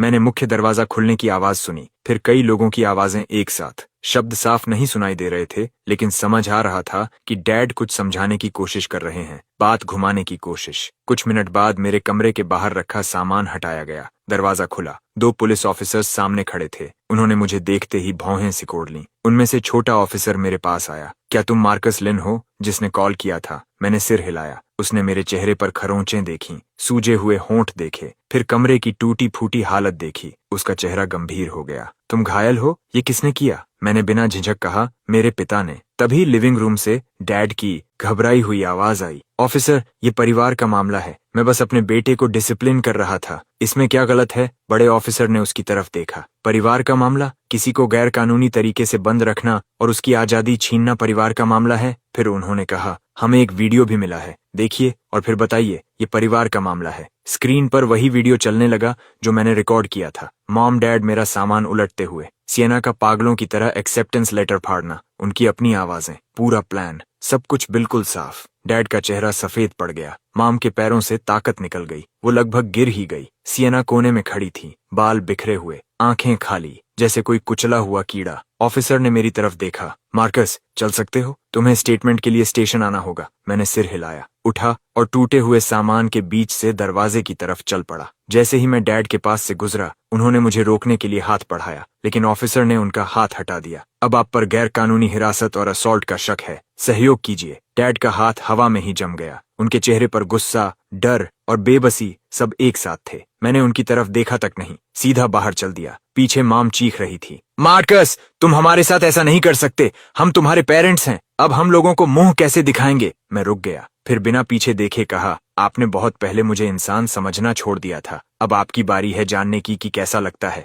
मॉम वहीं जम गई, जैसे पहली बार मुझे देख रही हो। अचानक सिएना मेरी तरफ दौड़ी। मार्कस, तुम्हें इसका पछतावा होगा। मैं तुम्हें कभी नहीं छोड़ूंगी। मैंने उसकी तरफ देखा। उसका चेहरा पूरी तरह मुड़ा हुआ था। मैंने शांत आवाज में सिर्फ एक बात कही, सिएना, याद रखना, आज से हमारा रिश्ता खत्म, हमेशा के लिए। फिर मैं मुड़ा, पुलिस की गाड़ी में बैठ गया और पीछे मुड़कर नहीं देखा। जब तक स्टेशन में मेरी स्टेटमेंट खत्म हुई, दोपहर हो चुकी थी। ऑफिसर ने कहा, वीडियो और तुम्हारी चोटों के आधार पर तुम्हारे पिता पर असॉल्ट और गैरकानूनी हिरासत का मामला बनेगा। कानून के अनुसार कार्रवाई होगी। और सिएना ने तुम्हारी प्रॉपर्टी नष्ट की है। एक्सेप्टेंस लेटर स्कूल ने दिया था, लेकिन वो तुम्हारी संपत्ति है, उसे भी कानूनी परिणाम झेलने होंगे। मैंने पूछा, मेरे एक्सेप्टेंस लेटर का क्या वो दोबारा मिल सकता है? ऑफिसर ने कहा, हमें स्कूल से संपर्क करना होगा, वो डॉक्यूमेंट्स दोबारा जारी कर देंगे। मैंने सिर हिलाकर कहा, धन्यवाद। जब मैं स्टेशन से बाहर निकला तो धूप आंखों में चुभ रही थी। मैं सीढ़ियों पर खड़ा होकर आसमान देखने लगा। ऐसा लग रहा था जैसे जिंदगी के सबसे लंबे बुरे सपने से अभी अभी जागा हूँ। तभी फोन बजा, अननोन नंबर। मैंने उठाया। उधर से आवाज आई, मार्कस, तुम ठीक हो? हमने वीडियो देख लिया। बैकग्राउंड में और लोगों की आवाजें थीं, मेरे रूममेट्स। मैंने कहा, मैं ठीक हूँ, मैंने पुलिस बुला ली थी। दूसरी तरफ खुशी से शोर मच गया। नोलन की आवाज आई, भगवान का शुक्र है, हम बहुत परेशान थे। कहाँ हो? लेने आए? मैं मुस्कुराया, जरूरत नहीं। कॉल काटने के बाद मैं वहीं खड़ा काफी देर सोचता रहा। अब क्या? मेरा आईडी डैड के पास था। लेटर टुकड़ों में बदल चुका था। पैसे नहीं थे, रहने की जगह नहीं थी, लेकिन मुझे जरा भी डर नहीं लग रहा था, क्योंकि सबसे मुश्किल कदम मैं पहले ही पार कर चुका था। बाकी सब सिर्फ पेपर वर्क था। मैं स्कूल जाकर सब समझा सकता था। एक्सेप्टेंस लेटर दोबारा जारी हो सकता था, स्टेशन से नया आईडी बन सकता था, ट्यूशन के लिए स्टूडेंट लोन मिल सकता था। इन सारी समस्याओं का हल था। सिर्फ एक चीज थी जिसे ठीक नहीं किया जा सकता था, मेरा परिवार। और अब मैंने अपने हाथों से उस जहर को अपनी जिंदगी से काटकर बाहर फेंक दिया था। मैं स्टेशन गया और टेम्पोरेरी आईडी बनवाया। अपनी बची हुई आखिरी रकम से शहर का ट्रेन टिकट खरीदा। जब तक मैं ट्रेन में चढ़ा, शाम हो चुकी थी। डूबते सूरज की रोशनी खिड़की से मेरी सीट पर पड़ रही थी। मैं शीशे से सिर टिकाकर बाहर तेजी से भागते नजारों को देखता रहा। तभी एक एहसास मुझे घेरने लगा, ऐसा एहसास जो मैंने पहले कभी महसूस नहीं किया था। हल्कापन, आजादी। तो यही होती है आजादी। मैंने आंखें बंद की और सो गया। कई हफ्तों में ये मेरी सबसे सुकून भरी नींद थी। न कोई बुरा सपना, न अचानक डर कर उठना, बस एक लंबा शांत अंधेरा। जब मेरी आंख खुली, ट्रेन पहुंच चुकी थी। मैं अपना छोटा सा बैग लेकर स्टेशन से बाहर निकला। मेरे सामने एक अनजान शहर खड़ा था। ऊंची ऊंची इमारतें, उस घुटन भरे छोटे शहर जैसा बिल्कुल नहीं। हवा में कुछ था जिसे मैं नाम नहीं दे पा रहा था। उम्मीद, भविष्य, नई जिंदगी की खुशबू। मैंने सबसे सस्ता मोटेल ढूंढा और चेक इन कर लिया। उसके बाद स्कूल से संपर्क करना शुरू किया और अपनी पूरी स्थिति समझाई। एडमिशन ऑफिसर मेरी कहानी सुनकर हैरान रह गया और बोला कि वो जितनी जल्दी हो सके सब प्रोसेस करवा देंगे। उन्होंने कहा, चिंता मत करो। 3 दिन बाद मेरे हाथ में एक नया एक्सेप्टेंस लेटर था, वही पुराना लाल कवर, लेकिन अब उसका मतलब बिल्कुल अलग था। मैंने उसे सीने से लगाया और स्कूल गेट के सामने खड़ा होकर प्रेस्टीज यूनिवर्सिटी का बोर्ड देखा। मेरी आंखें जलने लगीं। जब से मुझे याद है, मुझे गांव में छोड़ दिया गया था,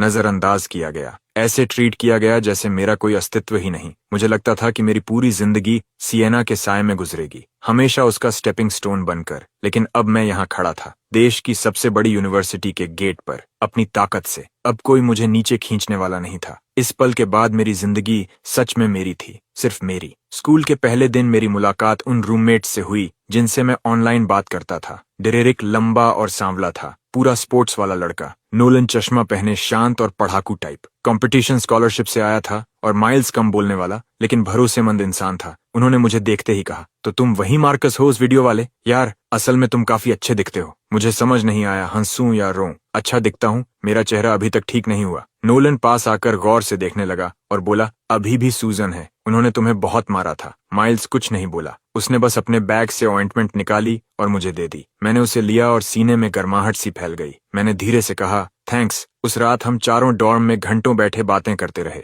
उन्होंने पूछा, बाद में क्या हुआ? मैंने कहा, पुलिस अभी भी मामला संभाल रही है, मुझे भी आउटकम नहीं पता। नोलन ने लंबी सांस छोड़ी। यार, तुम बहुत कुछ झेल चुके हो। माइल्स चुपचाप मेरे लिए पानी डालता रहा। बाद में हमने अपने मेजर, क्लब्स और अगले 4 साल के प्लान्स की बातें की, बिल्कुल आम कॉलेज किड्स जैसी बातें। तभी अचानक मुझे एहसास हुआ, यही होती है एक सामान्य जिंदगी। 18 साल का होना ऐसा महसूस होना चाहिए। उस रात मैं डॉर्म की बेड पर लेटा था, रूममेट्स के खर्राटे सुनते हुए, बाहर आती चांदनी को देखता हुआ। मुझे ग्रैंडपा की बात याद आई। जिस बच्चे के पास कुछ नहीं होता, उसके लिए एजुकेशन ही एक रास्ता होता है। ग्रैंडपा, मैं सफल हो गया। मैंने उन्हें कॉल किया और बताया कि मैं स्कूल पहुंच गया हूँ, सब ठीक है। उधर से वो खुशी में ठीक से बोल भी नहीं पा रहे थे, बस बार बार यही कहते रहे, अच्छा अच्छा, तुम कर गए, सच में कर गए। मैंने उन्हें कुछ नहीं बताया, नहीं चाहता था वो चिंता करें। बस इतना कहा कि कैंपस बहुत बड़ा और खूबसूरत है और कैफेटेरिया का खाना भी बहुत अच्छा है। वो बहुत खुश लगे। उन्होंने कहा, खूब मेहनत से पढ़ना और मेरी चिंता मत करना, मैं ठीक हूँ। कॉल कटने के बाद मैं वापस लेट गया और सोचा, जब मैं सक्षम हो जाऊंगा, ग्रैंडपा को अपने साथ रखूंगा, उन्हें वो जिंदगी दूंगा जिसके वो हकदार हैं। मैं उनका कर्जदार हूँ, वही अकेले इंसान हैं जिन्हें मैं जिंदगी भर लौटाना चाहता हूँ। कॉलेज लाइफ धीरे धीरे आगे बढ़ने लगी। मिलिट्री ट्रेनिंग, क्लासेस, क्लब्स, व्यस्त और भरी हुई जिंदगी, और मैं खुद को पूरी तरह पढ़ाई और कॉम्पिटिशन्स में झोंक चुका था, उन खोए हुए सालों की भरपाई करने के लिए। 1 महीने बाद मुझे पुलिस की तरफ से नोटिस मिला। डैड को अनलॉफुल इम्प्रिजनमेंट और असॉल्ट के लिए 3 महीने डिटेंशन की सजा मिली, हालांकि 6 महीने के लिए सस्पेंडेड। मॉम को अकॉम्प्लिस होने पर 15 दिन की एडमिनिस्ट्रेटिव डिटेंशन मिली और सिएना पर पर्सनल प्रॉपर्टी डिस्ट्रॉय करने का फाइन लगा और डैमेजेस भरने का आदेश दिया गया। सजा हल्की थी, लेकिन उनके लिए वही काफी थी, क्योंकि उस वीडियो ने उनकी रेप्यूटेशन पूरी तरह बर्बाद कर दी थी। डैड की नौकरी चली गई, मॉम बाहर कदम रखती तो लोग फुसफुसाते और उंगली दिखाते, और सिएना, उसका नाम इंटरनेट पर मजाक बन गया। 7 फुट यौन और देश की सबसे बड़ी यूनिवर्सिटी का एक्सेप्टेंस लेटर फाड़ना, बस यही 2 बातें उसकी जिंदगी बर्बाद करने के लिए काफी थीं। बाद में सुना उसे मेंटल हेल्थ प्रॉब्लम्स होने लगीं। उसे थेरेपिस्ट के पास भेजा गया, लेकिन मुझे डिटेल्स जाननी भी नहीं थी, न इच्छा थी। उन्होंने मुझसे कांटेक्ट करने की कोशिश की, कॉल्स, मैसेजेस, माफी की भीख, चार्जेस हटाने की गुहार, वीडियो डिलीट करने की रिक्वेस्ट, लेकिन मैंने हर चीज को नजरअंदाज कर दिया। आखिरकार उन्होंने हार मान ली और फिर सन्नाटा छा गया। मेरी जिंदगी का वो चैप्टर एक बंद दराज बन गया, जिसे मैं दोबारा कभी खोलना नहीं चाहता था। दिन सालों में बदल गए। फ्रेशमैन, सॉफ्टमोर, जूनियर ईयर, मैं लगातार क्लास के टॉप 3 में रहा। स्कॉलरशिप्स जीती, पार्टी ज्वाइन की और 2 एकेडमिक पेपर्स भी पब्लिश किए। हर कोई कहता था, मार्कस का फ्यूचर बहुत ब्राइट है। मैं मुस्कुरा देता और विनम्र बना रहता, लेकिन मैं जानता था कि इन उपलब्धियों की कीमत मैंने सब कुछ देकर चुकाई थी। हर देर रात, हर थकावट की लहर मुझे उस दलदल से और दूर ले जा रही थी। जूनियर ईयर के बाद की समर वेकेशन में मैं ग्रैंडपा से मिलने वापस गया। वो बहुत बूढ़े हो चुके थे, पीठ और झुक गई थी, बाल पूरी तरह सफेद हो चुके थे, लेकिन उनकी स्पिरिट अब भी मजबूत थी।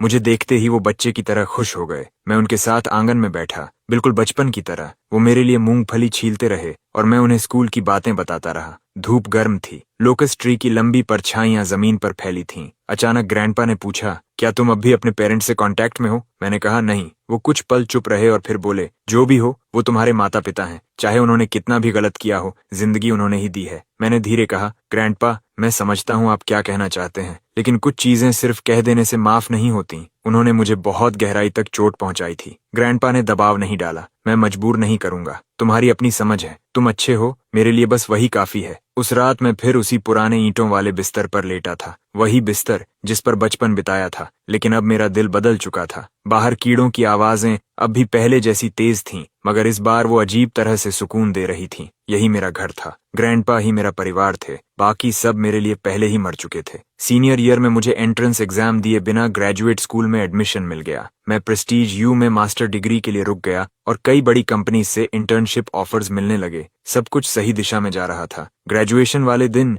मैं कैप और गाउन पहनकर स्कूल गेट के सामने खड़ा था और रूममेट से फोटो लेने को कहा। पीछे वही प्रेस्टीज यूनिवर्सिटी का बोर्ड था, बिल्कुल 4 साल पहले जैसा। लेकिन अब मैं वो टूटा हुआ लड़का नहीं था। मैं लंबा था, मजबूत था, आंखों का अंधेरा कॉन्फिडेंस में बदल चुका था। जख्म अब भी थे, लेकिन भर चुके थे। अब उनमें दर्द नहीं था, सिर्फ रास्ते की याद थी। डेरेरिक ने कंधे पर हाथ रखकर पूछा, तो अब क्या प्लान है मार्कस? मैंने मुस्कुराकर कहा, पहले ग्रेजुएट स्कूल, फिर जॉब, फिर ग्रैंडपा को अपने साथ रखूंगा। उसने हंसकर कहा, जब ऐसा हो जाए डिनर तुम्हारी तरफ से। मैंने कहा, डील। उस दिन हम चारों ने जरूरत से ज्यादा पी ली, अतीत और भविष्य की बातें करते रहे और डॉर्म में ही बेहोश होकर सो गए। अगली सुबह सिर फटा जा रहा था, लेकिन दिल भरा हुआ था। जवानी ऐसे ही निकल गई। कॉलेज के 4 साल खत्म हुए, नई जिंदगी शुरू हुई। ग्रेजुएट स्कूल के दौरान मैं पहले से ज्यादा व्यस्त हो गया। क्लासेस और इंटर्नशिप्स ने सांस लेने की भी जगह नहीं छोड़ी, लेकिन मुझे उसका हर पल पसंद था, क्योंकि हर व्यस्त दिन के साथ मैं उस इंसान से और दूर जा रहा था जो पहले था। और फिर सेकंड ईयर की सर्दियों में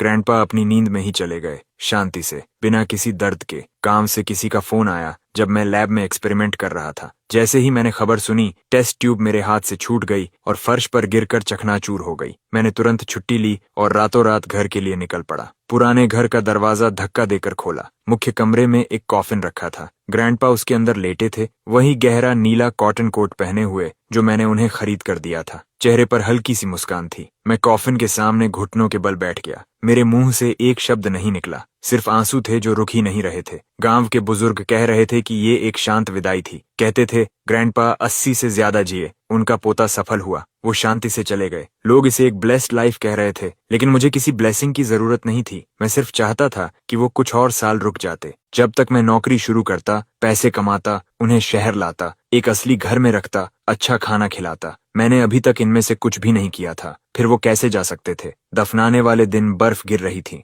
मैं खुद ग्रैंडपा की एशेज लेकर पुराने घर के पीछे पहाड़ी पर गया और वहीं दफनाया। ऊपर से पूरा गांव दिखाई देता था और वो पुराना लोकस ट्री भी। मैं उनकी कब्र के सामने बहुत देर तक खड़ा रहा, जब तक बर्फ मेरे कंधों को सफेद नहीं कर गई। ग्रैंडपा, बस इंतजार करना, मैं कुछ बनकर दिखाऊंगा, मैं आपको गर्व महसूस करवाऊंगा। हवा मेरी आवाज अपने साथ ले गई, लेकिन मुझे पता था उन्होंने सुन लिया होगा। फ्यूनरल के बाद मैं वापस स्कूल लौट गया। सारे दुख को दिल के सबसे गहरे हिस्से में दफना दिया और पहले से ज्यादा मेहनत करने लगा। मैं सफल होकर रहूंगा, ये ग्रैंडपा से किया वादा था और खुद से भी। फाइनल ईयर में मैंने ऑनर्स के साथ ग्रेजुएशन की और कई बड़ी कंपनीज से ऑफर्स मिले। मैंने एक टेक जायंट चुना। स्टार्टिंग सैलरी साल के 500,000 यूएन। एक गांव के लड़के के लिए ये ऐसा नंबर था जिसे देखने की हिम्मत भी मैंने कभी नहीं की थी। नौकरी के पहले दिन मैं उस चमकती ऑफिस बिल्डिंग के नीचे खड़ा था, आसमान की तरफ देखकर सोच रहा था, ग्रैंडपा, मैंने कर दिखाया। नौकरी शुरू करने के बाद मैंने एक छोटा 1 बेडरूम अपार्टमेंट किराए पर लिया। साफ सुथरा, छोटा था,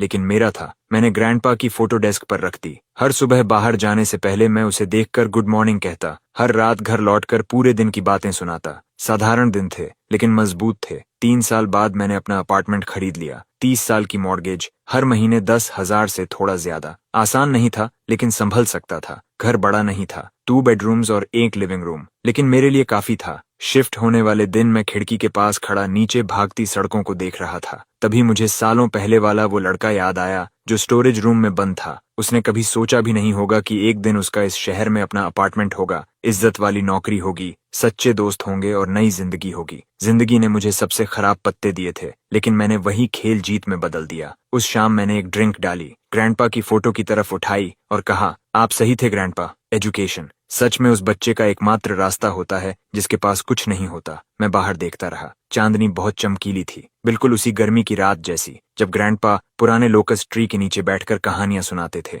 ऐसा लग रहा था जैसे कल की बात हो। जिंदगी शांत और स्थिर चल रही थी। काम अच्छा चल रहा था। कभी कभी पुराने रूममेट से मिल लेता था। जिंदगी साधारण थी लेकिन पूरी थी। फिर एक दिन वो शांति टूट गई। नौकरी के चौथे साल का वीकेंड था। मैं घर पर किताब पढ़ रहा था जब फोन बजा। Unknown number. मैंने थोड़ी देर सोचा और उठा लिया। उधर से एक बूढ़ी औरत की अनजान आवाज आई। क्या तुम मार्कस हो? मैंने कहा, हाँ कौन? वो कुछ पल चुप रही, फिर एक बात कही जिसने मेरे पूरे शरीर में ठंड दौड़ा दी। मैं तुम्हारी ग्रैंडमदर हूँ। ग्रैंडमदर, ये शब्द मेरे लिए इतना अजनबी था कि जैसे मैं भूल ही चुका था कि वो अस्तित्व में है। मार्कस, क्या तुम हॉस्पिटल आ सकते हो? तुम्हारी माँ अब ज्यादा नहीं बचेंगी। मैं बहुत देर तक चुप रहा। दिमाग पूरी तरह खाली हो गया। ग्रैंडमा की आवाज कांपने लगी। मार्कस, मुझे पता है उन्होंने तुम्हारे साथ गलत किया, लेकिन वो तुम्हारी माँ है। उसकी आखिरी सांसें चल रही हैं। वो तुम्हें आखिरी बार देखना चाहती है। मैंने पूछा, क्या हुआ उन्हें? जवाब आया, लेट स्टेज लिवर कैंसर। जब तक पता चला बहुत देर हो चुकी थी। डॉक्टर्स कह रहे हैं उसके पास बस कुछ दिन बचे हैं।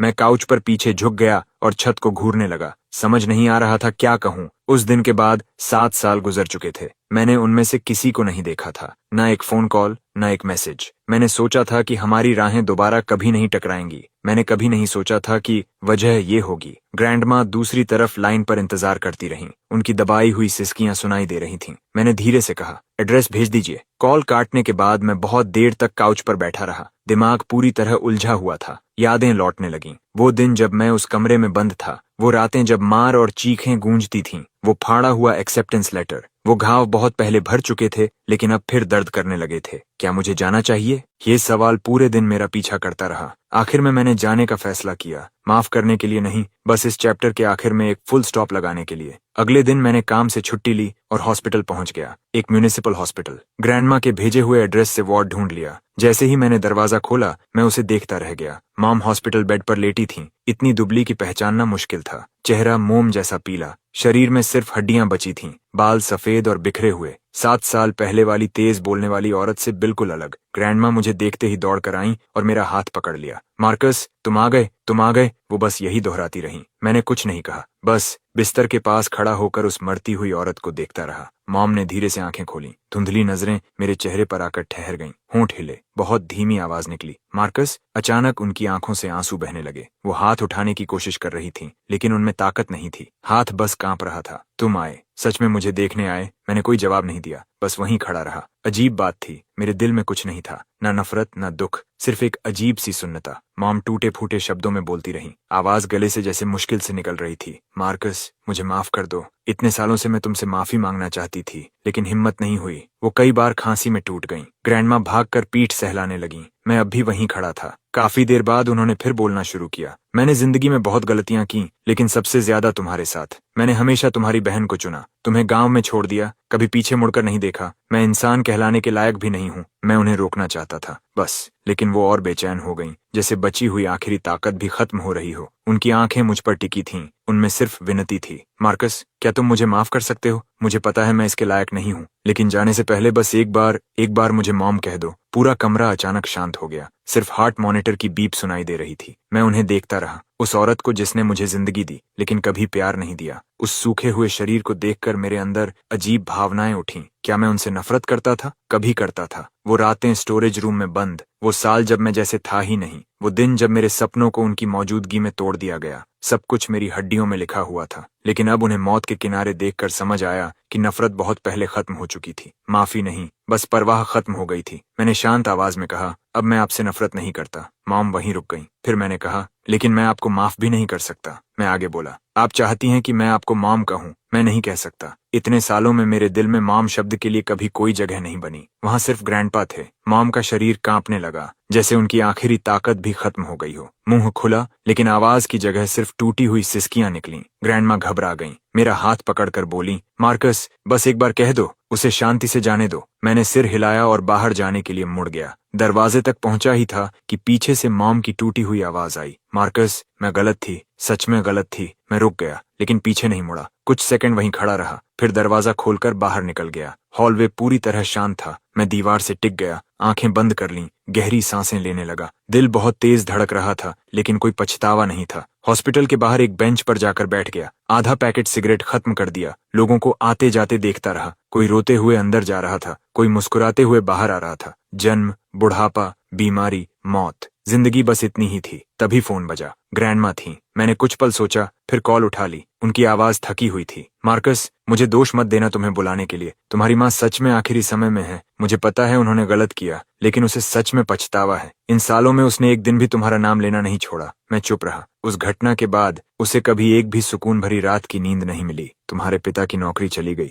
वो पूरा दिन शराब पीते रहते थे। दोनों हर दिन लड़ते थे। आखिरकार उनका डिवोर्स हो गया। और तुम्हारी बहन, परिवार पूरी तरह टूट गया। मैंने पूछा, सियना का क्या हुआ? ग्रैंडमा कुछ पल चुप रहीं। उसका नाम भी मत लो। वो लड़की खत्म हो चुकी है। सब कुछ उजागर होने के बाद उस सदमे ने उसके अंदर कुछ तोड़ दिया। हालत लगातार बिगड़ती गई। अब वो साइकियाट्रिक फैसिलिटी में है। कभी अच्छे दिन, कभी बुरे। मैं सुनता रहा। मुझे कुछ महसूस नहीं हुआ, न संतोष, न दया, बस एक शांत एहसास कि कार्मा सच में होता है। मार्कस, मुझे पता है, लेकिन तुम्हारी माँ के पास सच में बहुत कम समय है। क्या तुम उसे देखने नहीं आ सकते? मैंने शांत आवाज में कहा। ग्रैंडमा, मैं आ चुका हूँ। मैंने उन्हें देख लिया। मैं बस इतना ही दे सकता हूँ। दूसरी तरफ ग्रैंडमा रोने लगी। तुम्हारा दिल इतना पत्थर कैसे हो गया? मैंने कहा, मेरा दिल पत्थर नहीं है। बहुत पहले उन्होंने उसे तोड़ दिया था। आपको मुझसे नहीं, उनसे पूछना चाहिए कि उन्होंने मेरे साथ क्या किया था। ग्रैंडमा चुप हो गईं। बहुत देर बाद उन्होंने लंबी सांस छोड़ी। ठीक है, मैं तुम्हें मजबूर नहीं करूंगी। तुम्हारी अपनी जिंदगी है, बस अपना ख्याल रखना। मैंने कॉल काट दी। कुछ देर और बेंच पर बैठा रहा, फिर घर लौट आया। दिन बाद ग्रैंडमा का फिर कॉल आया। उन्होंने बताया कि मॉम चली गईं।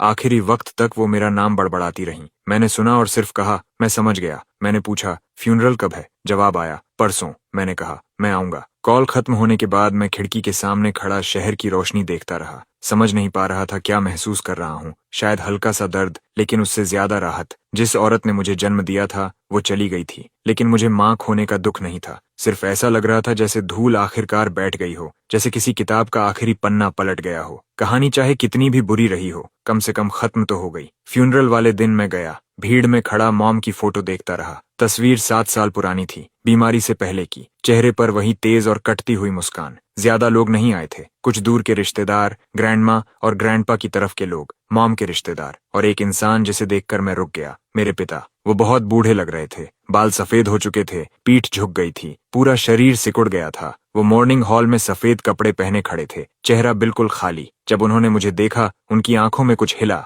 जैसे कुछ कहना चाहते हों, लेकिन आखिर में कुछ नहीं बोले। बस सिर झुकाकर कागज की ऑफरिंग्स जलाते रहे। मैंने उन्हें कोई जवाब नहीं दिया, बस रिचुअल्स पूरे किए। इंसेंस जलाई, झुका और जाकर कोने में खड़ा हो गया। ग्रैंडमा मेरे पास आई। मार्कस, तुम आ गए, बस इतना ही काफी है। अब तुम्हारी माँ शांति से जा सकेगी। मैंने सिर हिलाया, और कुछ कहने को नहीं था। सर्विस खत्म होने के बाद लोग एक एक करके चले गए। आखिर में सिर्फ करीबी लोग बचे। डैड अब भी घुटनों के बल बैठे पेपर ऑफरिंग्स जला रहे थे। आग की रोशनी उनके बूढ़े चेहरे पर पड़ रही थी। मैं उनकी पीठ देखता रहा। अजीब दूरी महसूस हुई। ये मेरे पिता थे, वो आदमी जो कभी सबके ऊपर खड़ा रहता था, वो आदमी जिसने मुझे डंडे और मुक्कों से मारा था, जिसने मुझे कमरे में बंद किया था। अब वही यहाँ एक टूटे हुए आदमी की तरह घुटनों पर था। शायद उन्होंने मेरी नजर महसूस कर ली। वो मुड़े और मेरी तरफ देखा। आंखें लाल थीं, होंठ हिले। मार्कस, मुझे माफ कर दो। इतने सालों से मैं तुमसे माफी मांगना चाहता था, लेकिन हिम्मत नहीं हुई। अब तुम्हारी माँ भी चली गई। मेरे पास भी ज्यादा साल नहीं बचे। क्या तुम मुझे माफ कर सकते हो? मैं उन्हें देखता रहा, उस आदमी को जिससे मैं कभी अपनी पूरी रूह से नफरत करता था।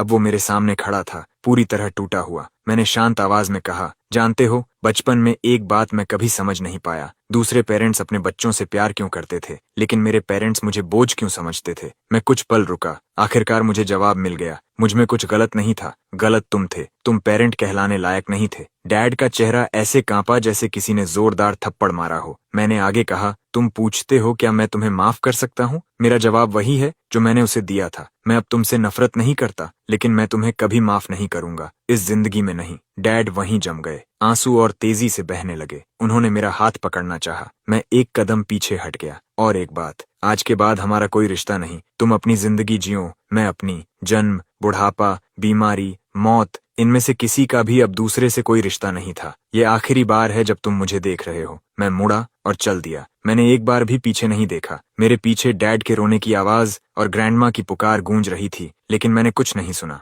एक एक कदम चलते हुए मैं मॉर्निंग हॉल से बाहर निकला, उस घुटन भरी जगह से दूर। मैं कार में बैठा, इंजन स्टार्ट किया और हाईवे पर घर की तरफ निकल पड़ा। रात बहुत गहरी थी, सड़क पर गाड़ियां भी बहुत कम थीं। मैं ड्राइव करता रहा और दिमाग में सब कुछ घूमता रहा। गांव में छोड़े गए 12 साल, भूत की तरह बिताए 6 साल, 18 साल की उम्र में कमरे में बंद होना और मेरी एक्सेप्टेंस लेटर का मेरी अपनी बहन द्वारा फाड़ा जाना। वो यादें किसी फिल्म की तरह बार बार चलती रहीं। और अब 29 साल की उम्र में मेरे पास अपार्टमेंट था, कार थी और शहर में करियर था। मैं वो इंसान बन चुका था बनने की हिम्मत मैंने कभी सपनों में भी नहीं की थी। और वो लोग, डैड की नौकरी चली गई, वो बर्बाद हो गए, मॉम दुख में मर गईं, सियना अपना दिमाग खो बैठी। जो परिवार कभी मुझे कुचलना चाहता था वो पूरी तरह टूट चुका था। ये मेरा बदला नहीं था, ये उनका अपना कर्मा था। घर पहुंचने से पहले रास्ते में मैं एक रेस्ट स्टॉप पर रुका। रात की हवा में खड़ा होकर मैंने सितारों की तरफ देखा और अचानक ग्रैंडपा याद आ गए। पुराना लोकस ट्री और उनकी आवाज, जिस बच्चे के पास कुछ नहीं होता उसके लिए एजुकेशन ही बाहर निकलने का रास्ता है। ग्रैंडपा,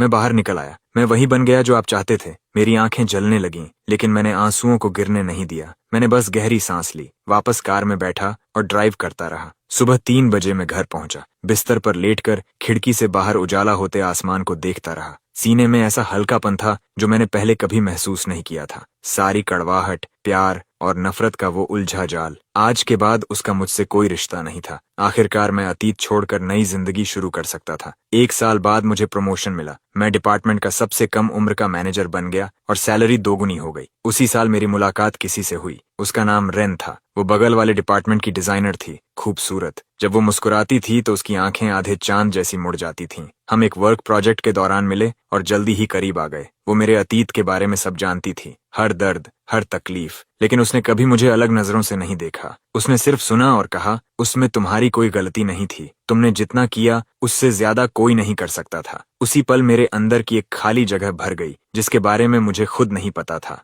हम साथ आए, डेटिंग शुरू हुई, साथ रहने लगे और फिर प्रपोजल तक पहुंच गए। उस दिन मैं उसे गांव ले गया, ग्रैंडपा की कब्र के पास। मैं घुटनों पर बैठा और कहा, ग्रैंडपा, ये मेरी गर्लफ्रेंड है, इसका नाम रेन है। ये बहुत अच्छी इंसान है, मैं इससे शादी करना चाहता हूँ। रेन मेरी बगल में खड़ी थी, आंखें लाल थीं और उसने भी घुटनों पर बैठकर 3 बार झुककर प्रणाम किया। उस दिन हवा बहुत तेज चल रही थी। कब्र के आसपास की जंगली घास हिल रही थी और मुझे लगा जैसे ग्रैंडपा जवाब दे रहे हों, अच्छा अच्छा अच्छा, मेरा पोता कामयाब हो गया। जब मैं 32 साल का हुआ, हमारी शादी हो गई। छोटी सी शादी थी, सिर्फ कुछ करीबी दोस्त। मेरे सारे पुराने रूममेट्स वहां थे। डेरेक मेरा बेस्ट मैन था। रिसेप्शन में उसने बहुत ज्यादा पी ली और मेरे कंधे पर हाथ रखकर बोला, मार्कस, मैं तुम्हारे लिए बहुत खुश हूँ। आखिरकार तुम सफल हो गए। मैं मुस्कुराया, हाँ आखिरकार। 1 साल बाद रेन प्रेग्नेंट हुई। 10 महीने बाद हमारी बेटी पैदा हुई। मैंने उसका नाम सीसी रखा। सी यानी रिमेम्बरेंस, ग्रैंडपा की याद में। जिस पल मैंने उसे पहली बार गोद में उठाया, मैं रो पड़ा। 30 साल से ज्यादा जिंदगी जीने के बाद पहली बार मैंने ऐसा एहसास महसूस किया। तो यही होता है खून का रिश्ता, यही होता है किसी के लिए जरूरी होना, यही फैमिली होती है। मैंने अपनी छोटी सी बेटी को देखा और कसम खाई कि मैं अच्छा पिता बनूंगा। मैं उसे कभी वो सब नहीं सहने दूंगा जो मैंने सहा। मैं उस जिंदगी ने जो मुझसे छीना था, मैंने वो अपने हाथों से वापस लिया और उससे भी ज्यादा। खुद को कभी मत छोड़ो, क्योंकि तुम्हें नहीं पता दूसरी तरफ तुम्हारे लिए कौन सा नजारा इंतजार कर रहा है।